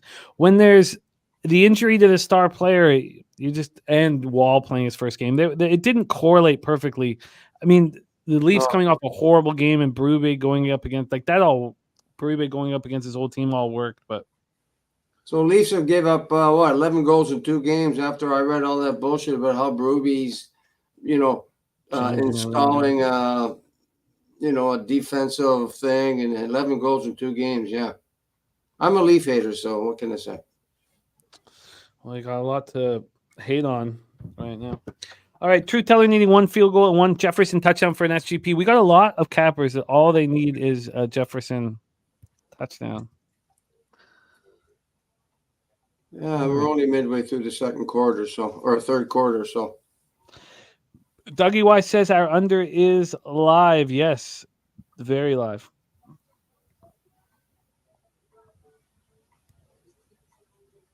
Very live. Lamar.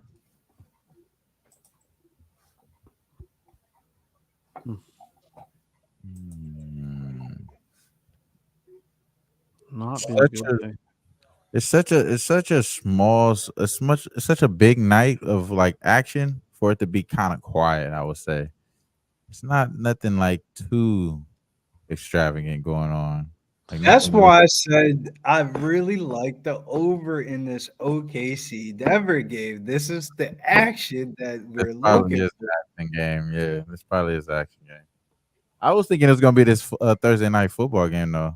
Same. I thought Oh. the way that first quarter looked, I thought this shit was going way over for a second. Looked like it, yeah. Yeah, Now it looks like a fucking. This is the game that I thought it was gonna be. yeah. I still like the Rams though.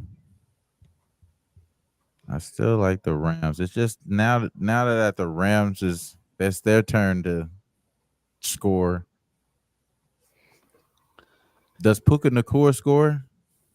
He's He's really just been involved. such a weapon. He's I been cannot really believe we're back at 47 and a half.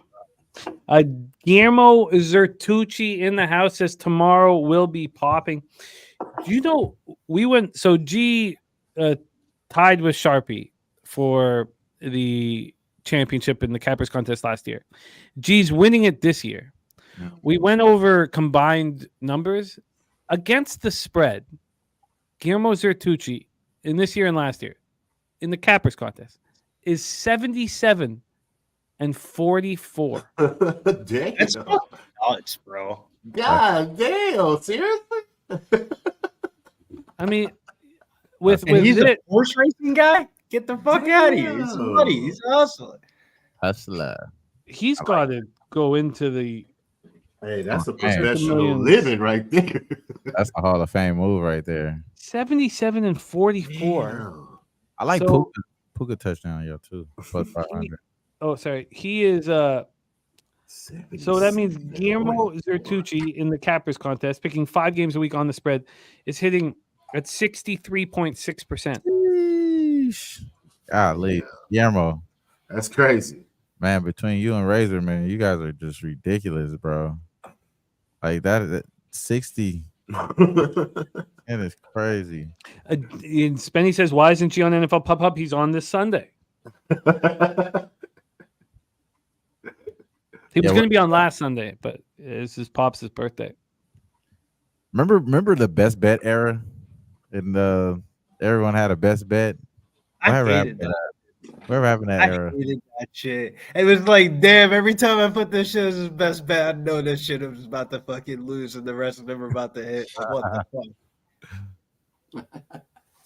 Yeah, We still do that. We still do that. We still do it, but it's just like I remember when everyone had a best bet. It was like, you know what I mean? Like it was like more amplified.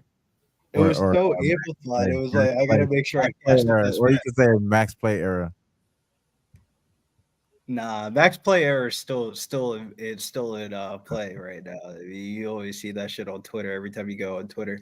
5-unit banger, bro. Cash it, whale play. That's a good cosplay right there. No, but I like Puka. I like Puka, Jimmy, plus 500. I don't know, man. Just scaring. It's just staring at me. Oh man, I Puka is the main focus here for That's not a Stafford. bad bet, if you ask me. Why is it plus 500 though? Like, you know what I mean? Like, right? That's what He's I'm- not injured. He's not injured, is he? I mean, yeah, if he's injured, that'll be cold. Damn, Sabonis game 1. He's already supporting the. He's already got the black eye and shit. Like, hey, what the fuck is you doing? Hey, domestic violence, man. He be beating his wife up. No, I'm just fucking around. I don't know. That's I mean, crazy. he is from Lithuania. And That's a crazy allegation, bro. I don't just play it. Very No, they on that. Did you see that Netflix specials? Top 5, start 5. He on there with LeBron and them on there. That's what I was saying. Never Oh, know. they are. Johnny's saying that the picks for Circa contest a little scary this week. We did the voting and it's all big favorites. Oh wow, good steal. It's good steal by De'Aaron Fox. Throws it down to 40-yard line. Jokic with the 3. Boy, say I'm gonna start off hitting 3s. Randall is just nasty. I don't like him on this team, bro. That's when you know it's a good games in this NBA season. You can tell Randall don't want to be there. Night tip on a late night tip right now. Hell yeah, LJ. Oh, DeMar for 3. He What? missed it. Oh yeah, DeMar 3. That was crazy early. Fuck. That was crazy. Yeah, I remember Sonny went to a game. That And it a- was in Portland. I think DeMar was with the Spurs. I think it was Portland, San Antonio, and he bet him and his girl bet DeRozan to hit a 3 at plus 500. Sent that into me, and I was like, okay. And he actually took one. He took a shot, but of course it fucking Shit, rimmed remember out. Troy went to the Chicago Bulls game last year, and it was like the most record for like missed field goal attempts in a basketball game or some shit. It was like the Bulls were just And he was on the floor. Remember, he was on the floor. Hey, Smitty, that shit was close. That boy almost hit that motherfucker in the corner right now. It was like, damn, he would have made that. I would have been crazy. Like, oh, he a new dude now. he was slightly contested, bro. That wasn't even like an open jump shot. It wasn't an open jump shot. Nothing I never seen him take. I was like, golly. Oh man, that would have been fucking. When the crazy. coach tells you that you gotta expand your range and it goes too far. I'll be right back. I'm just gonna. That was crazy. Another slow start. It looks like right now for Minnesota, man. Like they gotta. Luka out here eating. When you may want to take that touchdown. When he out here eating. Luka's eating, man. Like, I didn't say it for no reason, my boy. Sometimes you just can't announce everything. Yeah, I feel you. I feel you. Sometimes you Second can't and announce 15. everything. You know, the Feds watch. First down at the 26. Rams. That was a big first down too. Running the ball. Can't say no to that. He shouldn't have got that first down. Like it's tripping. Let's see what it's at right now, though. It's at plus 450 now. It did move 50 cents. Did move 50 cents.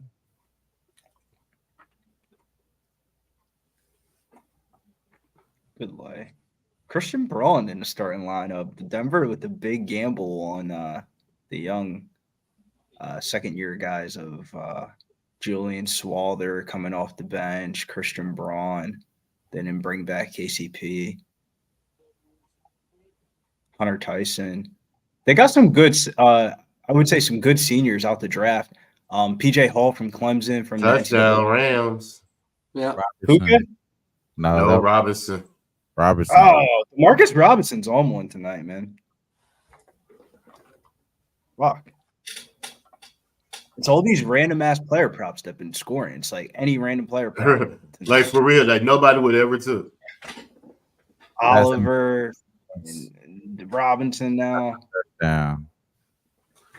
Kyron pass instead of rush. You know what I'm saying? Like, yeah.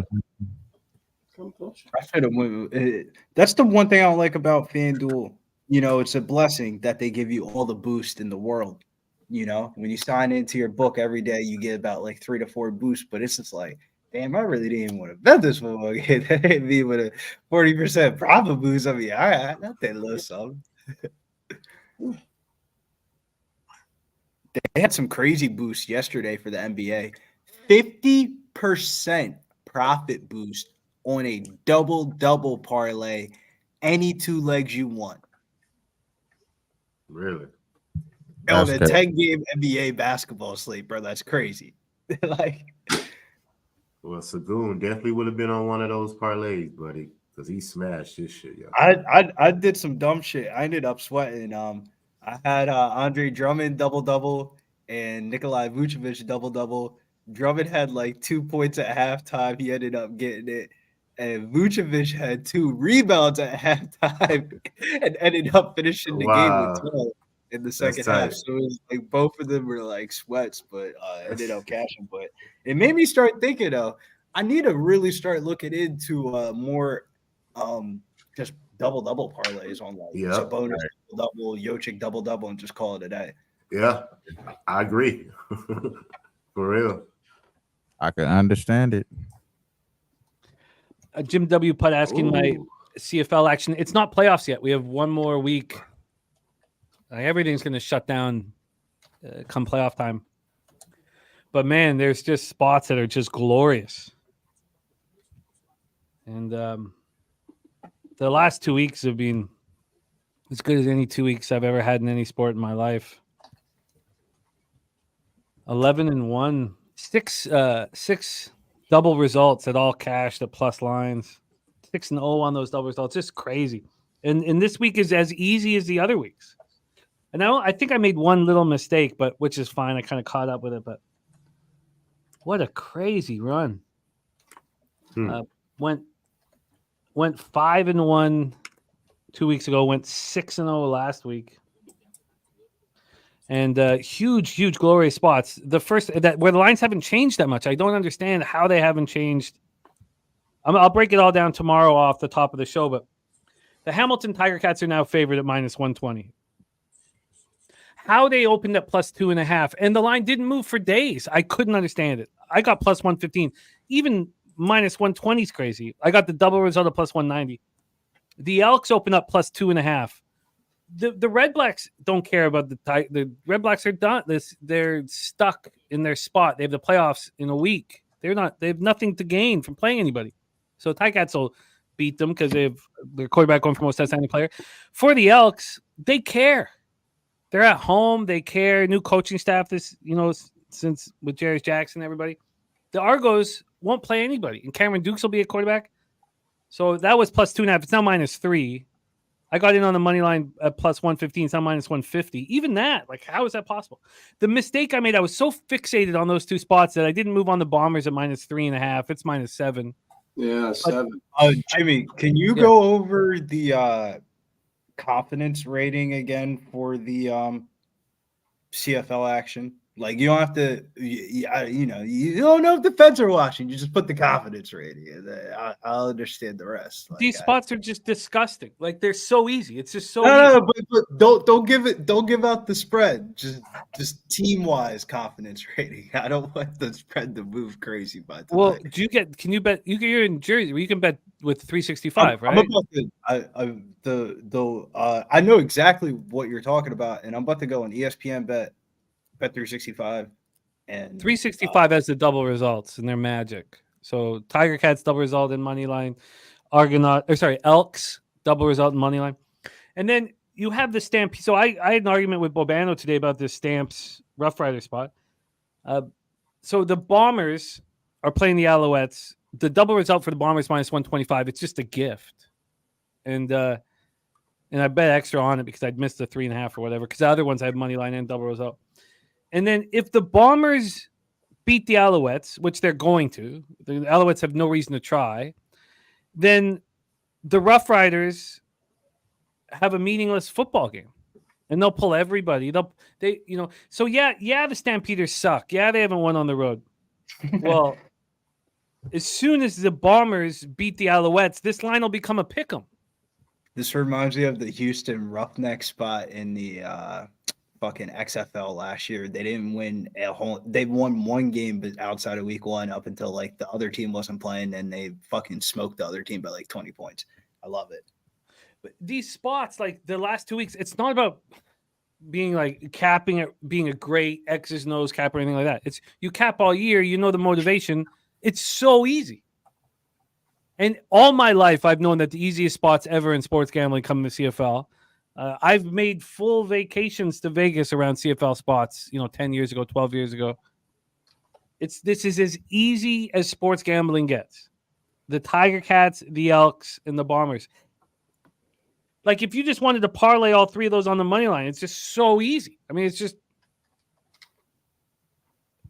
Are you Last saying we week, need to do it? Is that what you're telling? You enticing us to do this? Is that what you're saying? Are you I'm just enticing me to place a I'm- parlay? I mean, I've not had a very good run overall in sports, but you pick up a quick 7K, you forget Hey. about everything else. I Yeah. had 5 bets in NFL last week, and 7K could have been way more, like because I wasn't betting too much. And this is Saturday night. No, I think it's 2 Friday. Tomorrow. Saturday. Yeah, it's 2 tomorrow. Tiger Cats tomorrow. The Elks tomorrow.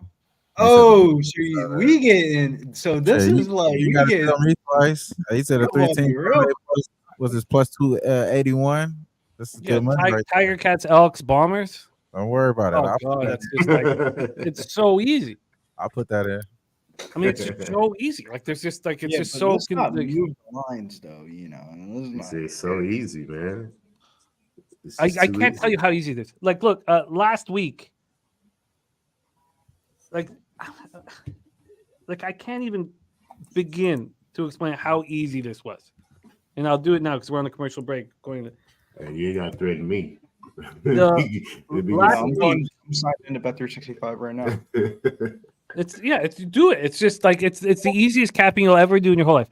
Last week we had the Tiger Cats minus 2.5. And the Tiger Cats double result of plus 120. They won 42-20. They dominated the whole game. Okay, so what we doing now? Say it again. Tiger Let me Cats. finish. With Argos minus 3.5 and Argos double last week, they got up 38-6. With the Lions minus 1 and the Lions double last week, they won the game 27-3. Like these other teams just aren't trying. It's just when one team's not trying, it's football. It's just too violent of a sport. If you're not trying, Yeah. and you take out your best linebackers and your best secondary players, Ooh, that shit so out here. Ottawa Red Blacks have no reason to try at all. They have no reason to use anybody important, and the Tiger Cats have their quarterback going for most outstanding player. So why wouldn't what's up with the over? 50 and a half. I don't want to make any I just want the easiest thing possible. True that. Yeah. Okay, so tell me again, Jimmy. What's the 3? It's the Hamilton Tiger Cats. Got it. The Edmonton Elks. Okay. And the Winnipeg Blue Bombers. Got it. Hey, you saying taking double results? And I also threw in the Stampeders. Do double results because I could. I have the Stampeders too at plus 3.5. I know it's not moving though. I don't like it. No, it went up to 4, went back to 3.5. But Nuke, wait, when the Bombers beat the Alouettes, this will be a pick'em. True that. I love it. It'll be a pick'em because then the Rough Riders have That's no right, reason to because they'll try. have nothing to play for. Yeah, I mean it's just like this is just You're so right. No, you're so right. It's Easy money, man. That's right. Last week was easy. Hopefully this week is easy. And the week before that was so easy, and it was the same deal. I mean, like we're just talking about the easiest situation sports has offered us. And which one is my boy Chad at? Chad. Well, if the Argos, like you could bet the Argos to win the Grey Cup if you wanted, but yeah, fuck the Grey Cup. I'm trying to bet him to win Grey Cup MVP, wherever the fuck that market is at. If he's having one of those years, if he's off the Galaxy gas, I'm all in. Well, it might not be out though. It might not be out till the Grey Cup. 3 Minnesota. And Voodoo Ranger, that's just as easy as sports gambling gets.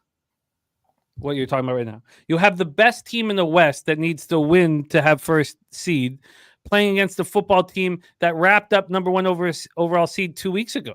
Darnold makes a complete catch down the stretch down to, I believe that was Aaron Jones.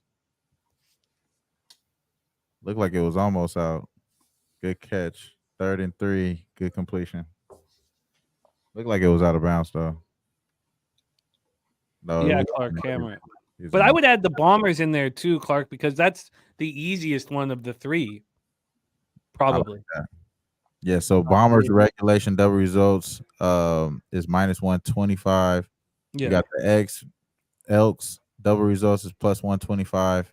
And I can see Tiger Cats double results at plus 150. All that to parlay it is plus 913. Yeah. I like that. Yeah. Yeah. I like it. Yeah, Vipe, it truly is like, just It's Canadian football. It's Americans don't. I mean, none of you guys, but I mean, American people don't follow it. But it I just is. don't like watch with the fucking field goal post in the beginning of the end zone. It Yeah, it's pisses me nuts. off so much. Well, it's so dangerous. That's why it Yeah. pisses me off so much. Like it's just crazy. It's like, what are we in the 1970s? Like we can't just move it back 5 yards. Yeah, it's the easiest. Do they just want to be different? Our league started before yours. Oh, okay. My bad. But still, man, safety, man. But just make So sure the none of the quarterback don't throw that. receivers like really run like crazy cross routes like that. So it's like super weird, dude. Yeah, they gotta draw plays not to throw it right there by the goalpost. It's like in the Yeah, middle of the end zone. I know this is probably a dumb question, but has anyone like just clean Smashed cross him. catch it and smash their fucking head? No, it's funny. I've not seen any horrific. I'm sure they've happened, but I've not seen any horrific injuries with the goalpost ever. I'm sure they've happened, but I've never seen any. Well, they're covered with the heavy foam. I mean, I guess if you run into it, it'll still hurt, but not. Yeah. But you never see anybody run into it looking back at the quarterback. I agree. So, and I don't know why that is. Maybe they're just so used to. Well, I would imagine it's definitely as a receiver something that they probably practice. See, I think the end zone in the Canadian Football League is what, Jimmy? 20 yards, 30 yards? It's enormous. Well, you have to with the fucking end zone post like that. Yeah. Well, the actual goalpost is on the goal line, but then in behind that, the end zone as is an American 25, 30 yards, I'm sure. As an American, Nuke, it feels like I'm watching lacrosse. Well, the field's way longer, way wider. Oh, yeah. It's bad But for the that's how fans. lacrosse, you can fucking run behind the fucking thing and all that shit. And I'm like, man, I thought it's like when you watch the Arena Football League and like they have to like get thrown over the side as a tackle. Like it's just like, what the fuck am I watching?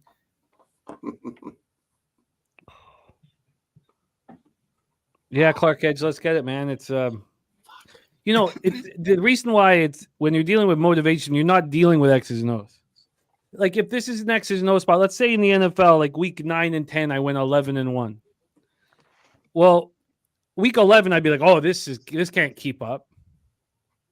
But you're talking about teams that aren't trying and aren't using their best players and have backup quarterback.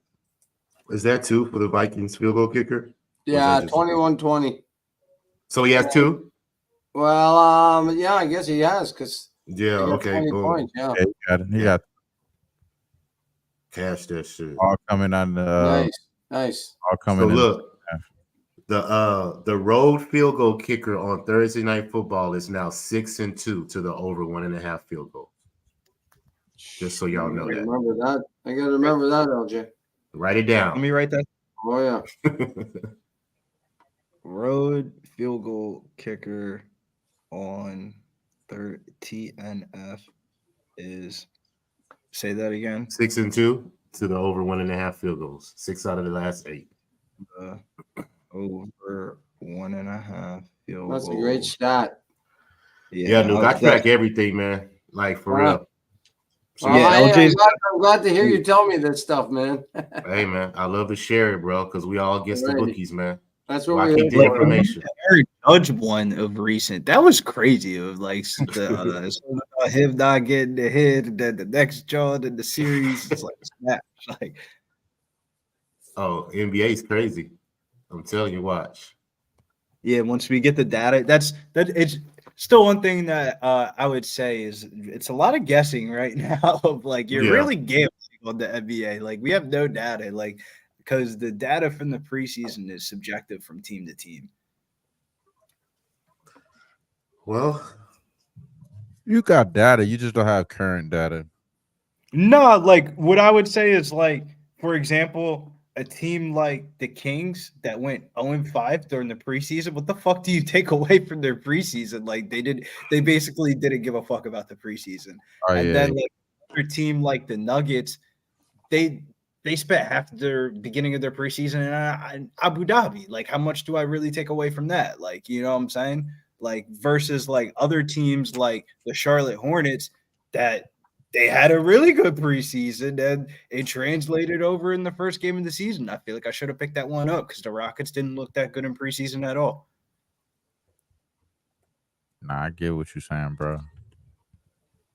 You just got to play Like these the teams in Celtics, though, spots. I felt like the opening day game, the first game of the season, was like a testament of did you watch preseason basketball or not? Like the Celtics were smoking teams by like 20 points in the preseason, didn't lose a game, and like the line was like lined as like that line should have been like 8.5, 9, and then they ended up smoking the Knicks, and everyone thinks the Knicks are trash. Like the Knicks aren't trash at all, bro. They're the second best team in the East. Coming here from a Sixer fan.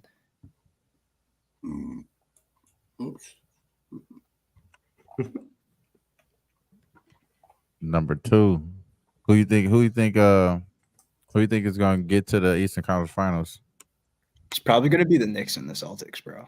Like, so. like as much as I would want to say Milwaukee and all that, they still got some real jank shit going on there in Milwaukee. Like they're still like I was we were doing the show with on Wednesday for Jose. I was saying to him like, do you not remember when Milwaukee needed to win those games during the end of the season last year and we were really betting on them and we got to the point where we're like tripling down on them against Orlando Magic and like we're barely squeaking by. Like Milwaukee's not like they're obviously going to win games because they have fucking Giannis, but like they're an injury to away from like being kind of like the Sixers situation right now. Like the Sixers could be number 2 in the East, but like the Paul George is really injured. Joel Embiid really isn't. Keeping a lookout on this dude. Keon Ellis is in the game. The Knicks suck. 6-7 seed. The Knicks don't suck though. Like they got a lot deeper from where they were last year. Like Julius Randle to Karl Anthony Towns is a major upgrade. Fucking Dante DiVincenzo to Mikal Bridges once Mikal Bridges does whatever the fuck he wants to do with the jump shot is a big upgrade. Miles Bridges looked like a fucking superstar on opening night coming off the bench. Like they got some good pieces. You got to remember Mitchell Robinson didn't play opening night. That's their backup center. Precious Nachua didn't play opening night. That's their backup power forward. They're out here rocking with like Jericho Sims like minutes and stuff like that. Like that wasn't a good spot for them. Jericho Sims. He don't need to be on the court. He don't need to be on the court, bro. You know what I'm saying? Like, you don't need to be on the court at all. They need the rebounds, though. They needed the size, though. They literally only had 2 active centers, and it was Karl Anthony Towns and Jericho Sims. And like, I think Karl Anthony Towns isn't even a center in his damn home, right? Like, watch when Mitch Robinson comes back. Like, Karl Anthony Towns probably plays the 4. Mitch Robinson probably plays the 5. I think I see the issue here. It's they're relying on Joe Ingles to play defense over there on the Wolves. Yeah, man. Yo, Joe Ingles looks so old, bro. It's ridiculous. Malik Monk went 1-2 bang. Like that was so crazy. That was so crazy. Out there against the Kings, it's crazy. Malik Monk against Joe Ingles is mad disrespectful, man. How did they even like get that switch? Man, my boy might be the odd man out on this one because they already got bigs on here. Damn. How is Alex Len still in the NBA doing shit? What the fuck, man? Watch out for Curry as MVP. Yeah, I don't blame you. I don't blame you. I would watch out for SGA though. I don't think SGA is gonna piss away and fucking sit out for 2 weeks again and not win MVP because he was like it was kind of like not run away. Kind of jacked it up by missing those games. Yeah, he did get hurt in like the impromptu time. You know what I'm saying? Like that is kind of. Remember, it was just starting to heat up a little bit, like between him and Jokic, and it was like, and then he just sat out, and then the Thunder just lost like games for like 2 weeks. It was weird. Vikings stop them at 3rd-and-1. Looks like obviously, 31, yep. obviously McVay is going to go for it. Drawing up the play right now, sending it up to Matt. As he should. He didn't get it. 4th down.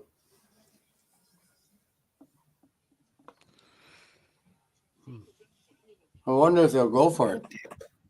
I'm not sure. Where are they on? What 4th and inches right now. Stafford Oh, under, they may go for it, or they may take the field goal. Stafford under center. Oh, it looks like it's a false start at first, but they did get the run. Karen Williams did get the gap. It did get Man, how many attempts he did have? got the first down. Karen Williams. Workhorse. Yeah, I feel like I could have went so many different directions in this game today and end up in Cooper Cup. 16 I didn't know attempts, man. I did not know Puka was active. I wouldn't have played it. Yeah, they last minute that one.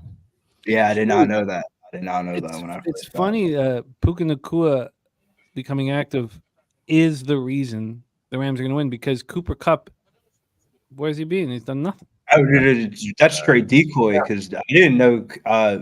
Because you got to remember, he had to get activated off the IR and put in the game, and they had to cut somebody. Like, that's a lot. I didn't know all that happened. Yeah, they are. Kupp's done nothing other than that one touchdown, but it helped me. Yeah, he's just a decoy out there.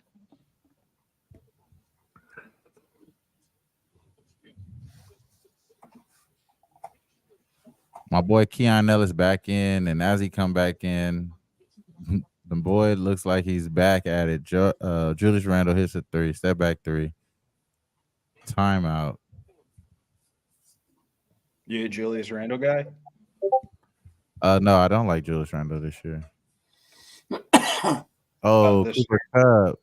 Pass interference, or is that a catch? Caught 3. Yeah, but he just doesn't. Well, there was a flag. I don't know who was against, but there was a flag down there. Got to be defensive pass interference, no? That's what I was. agree. Like down at the 5-yard line. That's what I The was. pass, yeah. Unless it's offensive, but No, that wouldn't be on him. Yeah, they got a pass interference. He On who? On 44? No way. yeah, no, it's first and goal. Number 7 grabbed him a little bit, but I didn't see a Really? creep grab.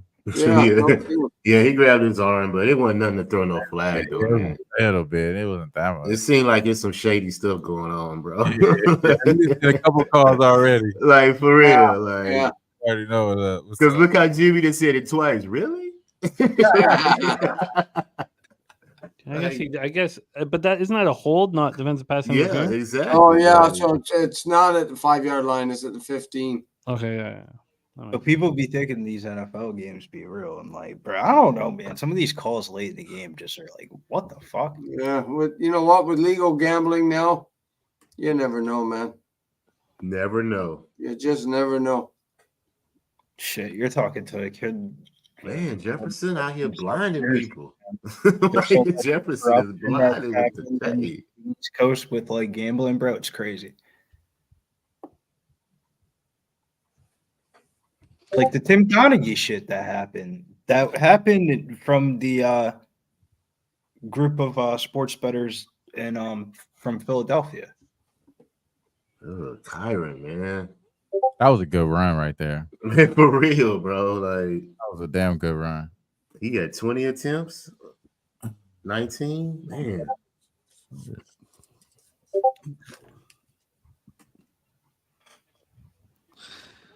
You know, Darnold is plus 320 to throw a pick. And the SGP, there's 6 minutes left in the game. They're still offering me $63.64 on that $100 bet. That doesn't make sense. It's if they know that Darnold's going to throw a pick. Touchdown. Robertson again. God, you know what, Jimmy? This might be the time to get in on Darnold because now they're down by 7 or 8 points, and you know he's coming out slinging. So, yeah, this could be your spot, man. I would like it. Man, Robertson taking all I'm the. rolling with you now, man. I got nothing on that side, so I'm with you. Let's win. I feel sorry for your dad, but I mean, it is what it is. I don't know him. Oh, yeah, let's not feel sorry for him. He wants to be a square that he's going to have to deal with harsh edges. That's so funny, dude. But also now, it's so funny because you talk like I track everybody and I track my dad, right? And a lot of the guys that come on my shows, I track them so closely that they'll make a bet where I'll know that they have a negative ROI on this angle or edge or whatever.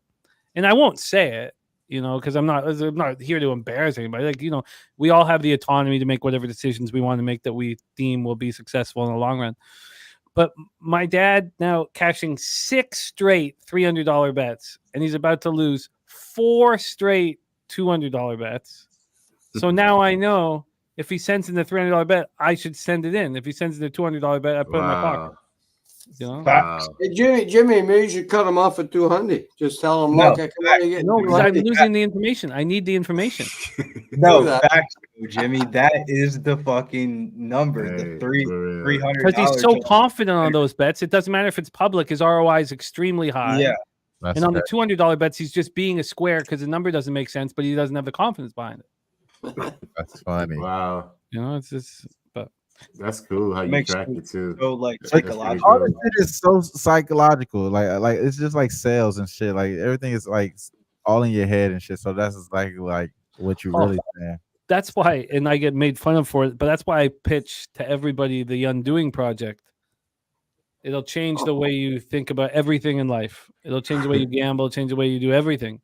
And it's not a gambling book at all. But that, for you basketball fans, the first chapter of the Undoing Project is the greatest chapter of any book I've ever read in my life. It's so phenomenal. It's so interesting. It's so, like, you're just like, oh, God. If you're a basketball capper, it's all about Daryl Morey in his first year running the Rockets, knowing nothing about basketball, but being this, analytics genius. Oh, God. Fuck Daryl Morey. From a Sixer fan perspective, fuck that guy. I've never read a book. I got to be honest with you. Even that's the last thing I want to read is about Daryl Morey's bitch ass. No, dead ass though. From the shit that he did with the Sixers, bro, that shit was wild, bro. Clark Edge says, does your dad watch a show? Not only does my dad lose $200 bets, but he also doesn't support me. How about that? You want that? I'm joking, but he doesn't watch any of my shit. Yeah. He doesn't want shit. Doesn't watch any of it. Michael Lewis. It's the greatest. It's just phenomenal. I love Michael Lewis. He has a podcast that Against All Rules, I think. That's just good. Yeah, he wrote Moneyball. But I read Moneyball, and that made the movie less enjoyable. It wasn't. Yeah, just there was a. I agree. The movie and the book are like two completely different reads. The book is incredible. Right. And the Moneyball is really, really good. I watched the movie, then read the book. Oh, well, then yeah. Either way, it wouldn't like it. That's probably the better way to do it because because then you won't be disappointed with the movie. Yeah.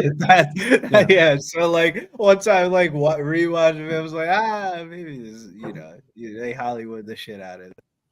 But it was like the Undoing Project was like eye-opening beyond it. Like it like so much of my life has changed because of reading a book. How often do you say that about a book? And my whole gambling changed. Everything changed. It's a must read. I love that. But that first chapter, if you're a basketball fan, ooh, good God, you'll be laughing. You'll be thinking. You won't want to. It's one of those things because it's only one chapter. It's the only chapter on sports. You won't want to finish it. I like reading a lot of stocks and investing and finance books, and those kind of relate a lot very well. Like a lot of Warren Buffett and a lot of fucking books and shit like that relate a lot very well with gambling. Yeah, JT, I'll pop it here in the. Let's go, J Dub. Let's go. The big swing.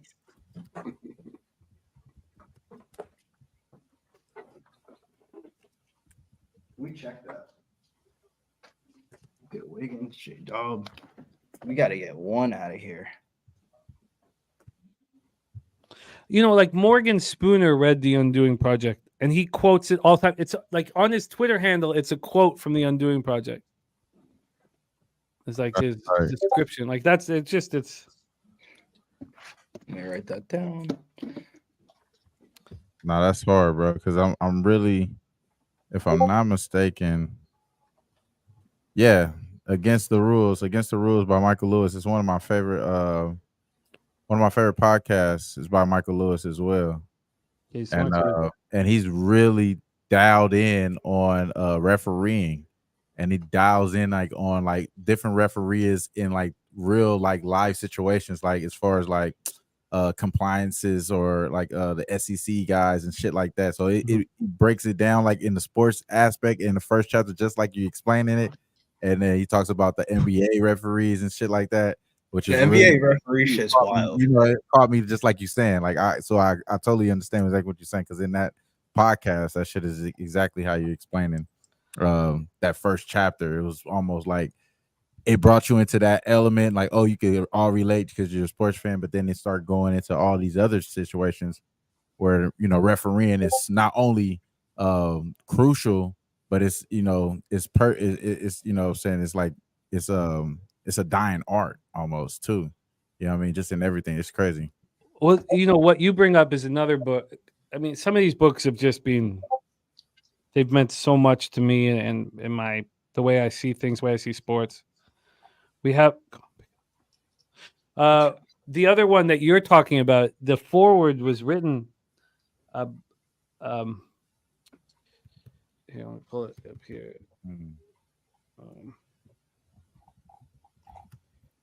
Let me get this up here. Yeah, like the one season was about referees, the other season was about experts with Michael Lewis, and he was talking about like how they're like people always try to fact check the experts, like they're experts for a reason. Like, you know what I'm saying? It's like it's crazy. Well, another book, if you want, so it is this one was it's not to the level, but it's all sports. And Mark Cuban wrote the foreword to this book. So that's how you know it's a book that should be respected. It's called Score Casting. And it's the hidden influences behind how sports are played and games are won. And the opening for is Mark Cuban saying, look, this is legit. You know, as an owner of as a scorecasting. So I'll put, I mean, it's scorecast. I'll put this in the chat too, but it was like my top 3 sports gambling books. Undoing Project's number 1. It's not a sports gambling book. Nothing to do. Only one chapter on sports, but that's number 1. Scorecasting is 2 for me. It's by Tobias Moskowitz and L. John Wertheim, and Cuban does it forward. And then the third one. So so scorecasting would be 2. The third one, this is more about what Brizzy was talking about, but it's called Trading Basis. Now, again, I got Trading Basis right when it came out, and this was before I went to Costa Rica. This is like 2015 or 16, so it's not as good as it was then in the moment. But Trading Basis, how a Wall Street trader made a fortune betting on baseball, and it was that book changed everything. Now, I'm not as smart as these guys, right? I'm not near I'm not even close to as smart as the dude that what's it called, Trading Basis, and so, but this guy, this Wall Street guy, he's walking across the street, he gets hit by an ambulance, and it's bad. He's held up for 9 months, and that's when he falls back in love with baseball, and he creates this baseball model. It's all about that. But that book made me create. Now it's much dumber than what he did. He is much more intelligent, but I created a thing where I sold shares in the Seattle Seahawks and San Francisco 49ers under the very simple idea that the Kaepernick and Russell Wilson were being paid the minimum, and they were giving the value of $20 million quarterbacks. So in my thought process, and this is again when 20 million meant something. Now let's say today's 50 million or 40 million, right? There'd be $50 million of value. But then these two teams had 20 extra million. When everybody else is paying 25 million for a quarterback, they're paying $1 million and getting the same product. So they had extra 25 million to build defense and build their team. And I thought that just gave them an advantage, very simple advantage. So I sold shares into these two teams. And I made mistakes building it because I was very conservative. And why wouldn't I be? I didn't really know what I was doing. So I was way too conservative in how I did it. But the Seahawks and 49ers met in the NFC final that year. It was so right. And we made money. We all made money off selling the shares or whatever. And each week I wrote to the investors. I wrote an email from Aaron Hernandez in jail. And it was all about the horrifying things that was happening in the clink and like what I was read it too. It was great. And then I would sign it, Aaron Hernandez. And but whatever. I wrote each email from Aaron just to bring some humor to it. Because at that time I'm still a comic, right? This is like fucking 9 years ago. I'm still a comic, right? But it was the trading basis was like, oh my God. But again, I'm not smart enough to pull off what he did. And my selling shares on the Seahawks 49ers was pretty good, but nothing compared to the model he came up with. I found that so interesting. One of the things about trading basis is he walks into a casino with $1 million on him, into a sports book with $1 million on him, and he's a pariah. They don't want him in there. Right? He's going to change lines. They don't know. Get this guy the fuck out of here. Right. You walk into to the tables with $1 million, you get everything you want. Penthouse, the most beautiful women. You tell us what you want. We'll get everything. You walk into a sports book with $1 million, you're like we don't want. What are you going to put $300,000 on the game and change all our lines? We got to call up the boss and decide whether he wants to take your action. We got to do a background check on you to see who you are, whether or not we should take your. I mean, they hated him, and that there's so many interesting things in the book. Cooper Kupp. It looks like your Rams are going to hang on here if they can get a first down. Yeah, it looks like it's probably over there on that note. Yeah.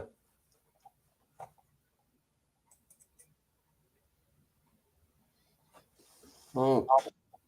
Wow. Field goal, no? Dang. Minnesota only has one timeout left.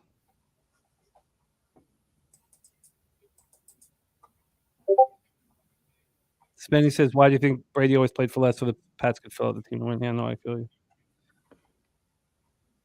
That's facts.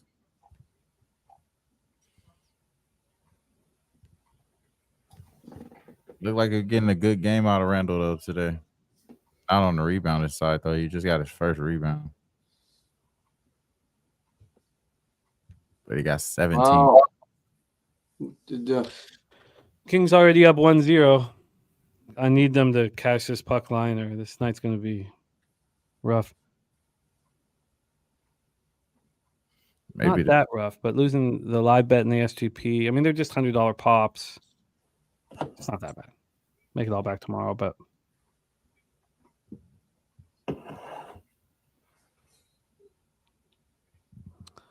huge card tomorrow.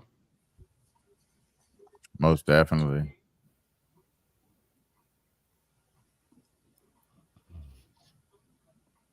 But yeah, the score casting is all about. It really does help gambling, and Cuban backs it all up in the forward. But it's all about, how like referees and umpires always give advantages to the home team because in their subconscious they don't want to hear the boos, they don't want to hear the hate, right? They don't want to hear a whole crowd yelling. It's not. They're not doing it, consciously. It's there. It just inside they. And so they always give some of the most of the calls towards the home team. That's crazy. I heard of that before, but that's even crazy to even think about. Like in the NFL, like you're so far away from the fans, man. Don't bitch up now. You know what I mean? Yeah, exactly.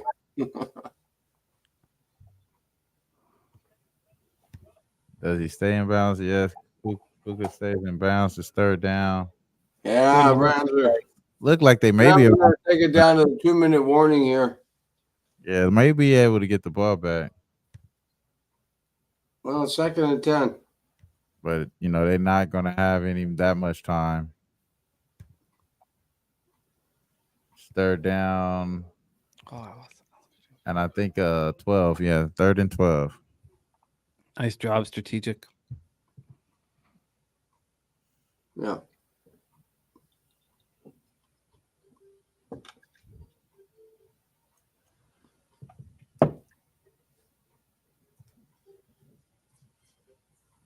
Get this The- boy in the The game. trading bases and scorecasting, they're just great reads that will help you. The Undoing Project changed my life. Right. You know. I've heard you say that before too, but this is my first time adding it on my book to read. Though, so But also that first chapter will be like the greatest thing you've ever read in your life because it's basketball and the psychological mistakes, the consciously and subconsciously, all the mistakes Morey was making are fascinating, and the rules he instated is Morey doesn't know basketball, and maybe he does now, but he is a smart guy. He's a really smart guy, and why anybody would give the general manager position to a guy in the sport because he's smart who doesn't know anything about the sport is beyond me. It's nuts. Right. But that's the fucking history of the Sixers. The guy who was the fucking dude before? He didn't know shit about basketball. And the first fucking move that he makes is traded up for fucking Markel Fultz, but we could have got fucking Jason Tatum. That dude didn't know shit about basketball. Yeah. Well, the storylines are so good about Morey's mistakes. Like I don't want to ruin the book at all, but no, you could ruin it. I mean, well, not the chapter. The chapter's so amazing. This won't ruin it, but like the first thing he did was he had the late draft pick. I don't know if it's like the first of the second round. No, it's late first round, like 30th or something like that, 29th. And he picks a college player who played all 4 years of college. And he goes, for his first night of rookie ball, Morey's in Vegas watching his first round pick play, and he's getting destroyed. What was the kid's name? I don't remember it offhand. He takes him out. He never played in the NBA. He takes him out to dinner. He's like, "Look, I need you to step up here. You're my first draft pick. I need you to dig in tomorrow night." And the guy, says all the right things. And Morey goes to watch him the next night, and he gets stomped on. Because Morey didn't know anything about basketball. This guy, a 4-year college player, was destroying freshmen and children. But Morey didn't understand that. So now he sees this guy against grown men, and the guy never even had a taste. He didn't come close to the NBA. He wasn't an NBA quality player. But Morey didn't know basketball. So that was also the draft where Marc Gasol went in the second round, right? And I'm about to look up that draft class right now. Do you know the nickname that Gasol had during that draft was man boobs? That's funny. That's what he was fat as fuck when he first came in. Yeah, they all called him man boobs. Isn't that Jose's handle now? It should be. So they call him man boobs, and so like that plays in your head. Are you going to draft a guy who all the scouts are calling man boobs?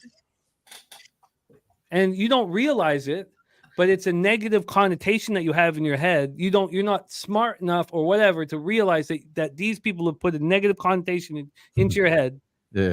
And so he doesn't get drafted till the second round and late. And he's the best second round at the time, like 10 years ago, he was the best second round pick of all time. It's those like mental. So Jimmy, things. was the player's name Aaron Brooks? Sorry? Was the player's name Aaron Brooks? Well, Aaron Brooks played in the NBA, didn't he? Yeah, for sure. No, I'm saying I just want to know the player of the story that you're talking about. I'm so interested now with the player itself. Yeah, I'll get it here if I can. Big tip, Mark Gasol like that. I have all the draft classes pulled up. Minute and 40 to go. Rams got the ball on their own 3-yard line. For those that still care. Justin Jefferson touchdown to save his day. Yeah. 97-yard bomb. Let's go. It's not over until it's over. Oh, I hear you, bro. I mean, it would have had to have been Aaron Brooks, but that the storyline doesn't make sense with it. Maybe I know. I'd have to go. I'll pull out the book. You know what's funny is I gave the book to Puzzler, Mm. and then he died. I didn't get that book back, and I gave it to him like 2 days before he died. That's even Wow. crazier. I'm glad you didn't give it to me. Maybe I don't want to read that book. Yeah. Oh, he died of a different. I'm sure. He was in palliative care when I gave it to him. It's a little different. I'm just saying. I'm glad I'm getting it now. That's all I'm saying. So he never could read it then.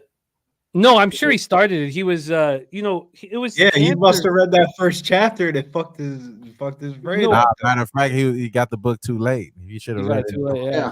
Too late. Usually, Cancer- palliative care, you're just kind of lying there waiting to go, but it is what it is, I guess. Cancer had his whole body riddled. He had tumors all over his body. He had a tumor on his like his tailbone or whatever it was, so he couldn't walk. And he would still yell at me all the time, slamming his chest like this. Like 2 days before he died, he was this guy was a powerhouse. But They say Kings 2-0. Swig Good. bet. need it. Safety here. Safety? Yeah, Darnold looks like he's trying to get saved here. And that's that. That's that. And that's that. And Keenan Ellis is not getting no love right now. It looks like they have way too many guards to get in, too many kitchens, too many cooks in the kitchen here. Yeah, I'm glad I didn't get on the mini side. I mean, like you said, teams get killed by after you play the Lions, they get killed. Plus 4 days rest. You're traveling cross country. I didn't bet it. I mean, you know my bets. I won my 2 bets except I lost 3 with fucking Jefferson. So there's that. There you go.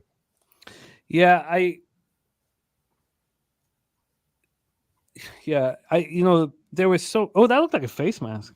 Is that not a face mask? Well, it doesn't matter. But oh yeah, Spenny saying it's such a face mask. That was right on his. That was crazy. I would have taken the face mask just so I had another chance at the pick. I don't know how they did not see that face mask. It was right in front of him. I agree. I think that's what he was trying to tell him. It's because the refs are on the Rams, man. It's legal gambling now.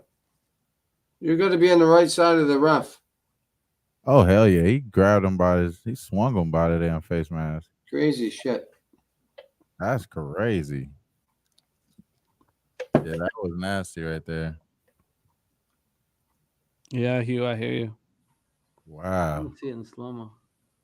That is. Oh my god, that's egregious. It's super. Yeah. And then the NFL come out tomorrow morning or whenever and say, they did miss a penalty.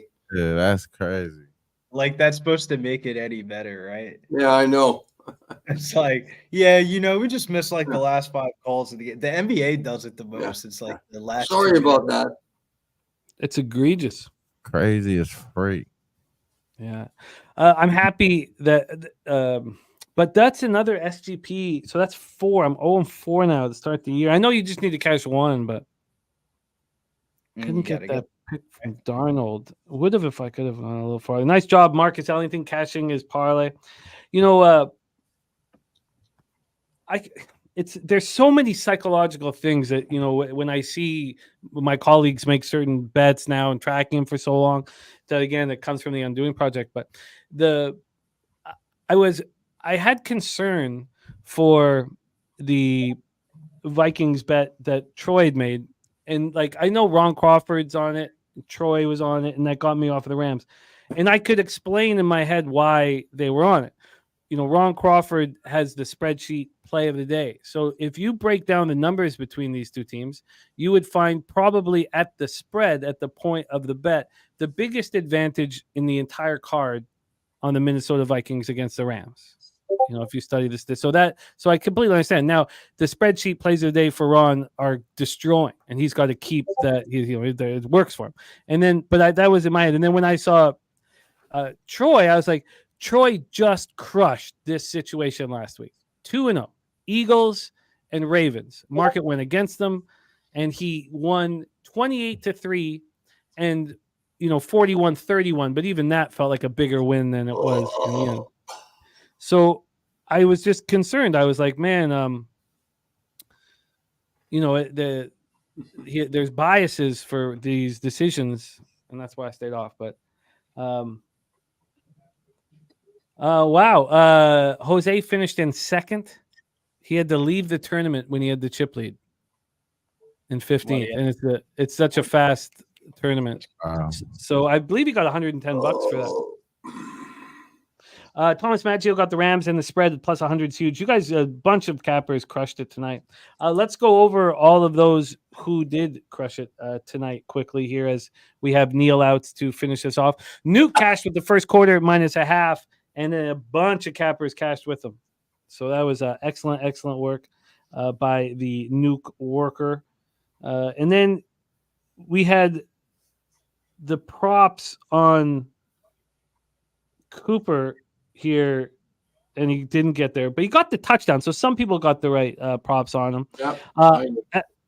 LJ pushed the Vikings first half, but cashed the over 47.5. Then the Vikings backers obviously, took it in the drink hole. The Harold Williams, there was a lot of Vikings backers. Strategic Investments cashed his.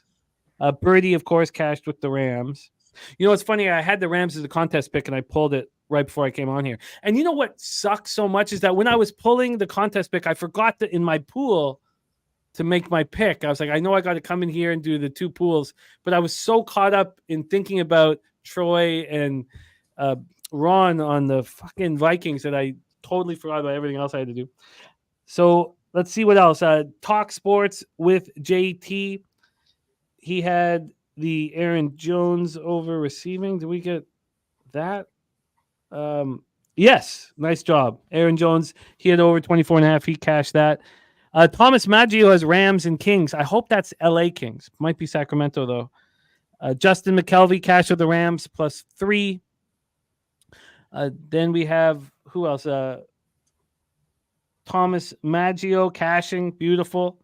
Aaron Jones over receiving and the Rams plus 2.5.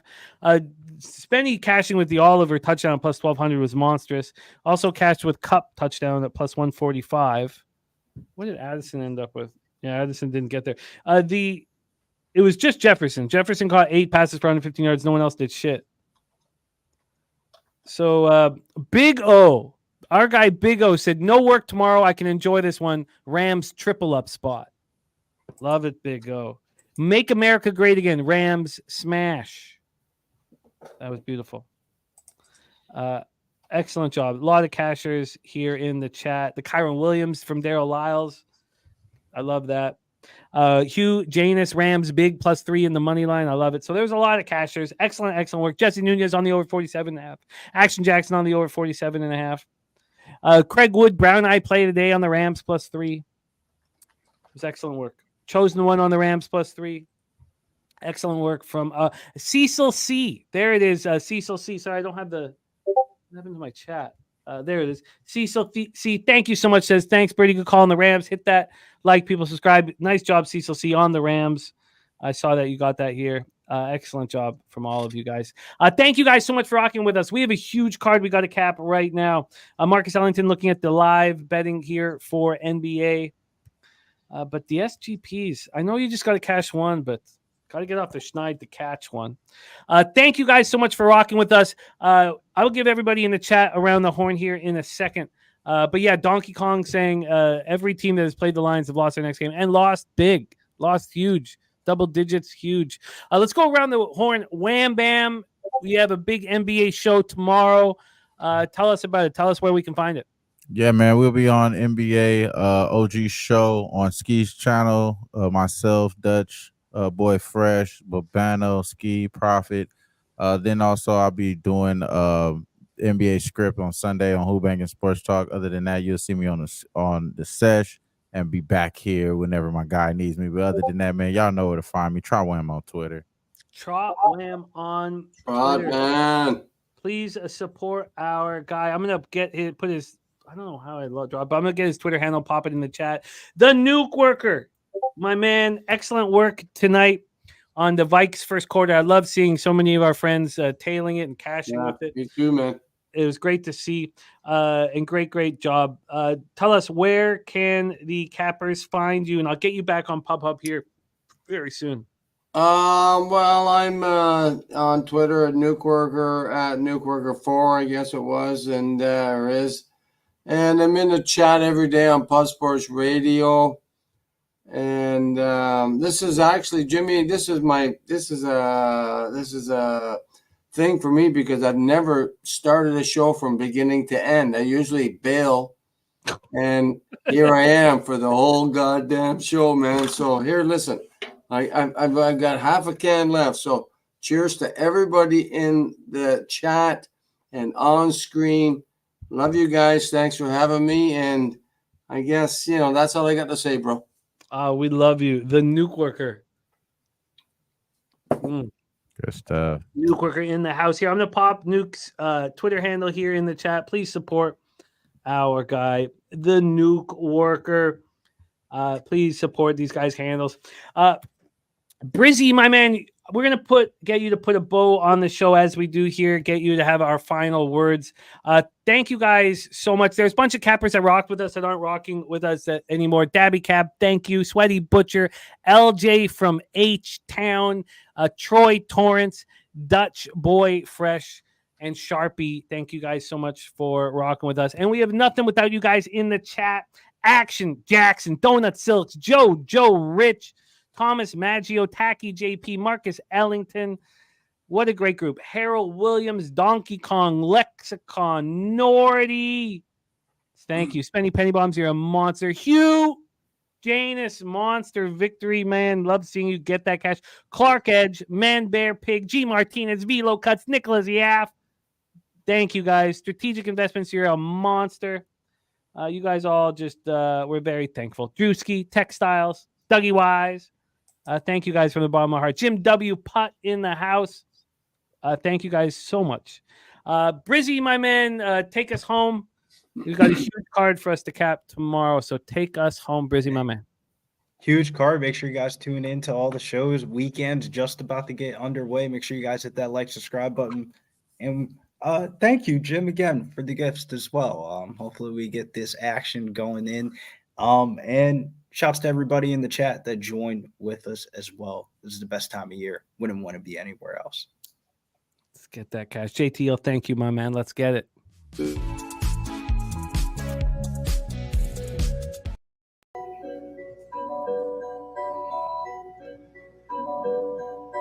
Pub Sports Radio's the crew, that's a fact. We all about bread, making bank accounts fat.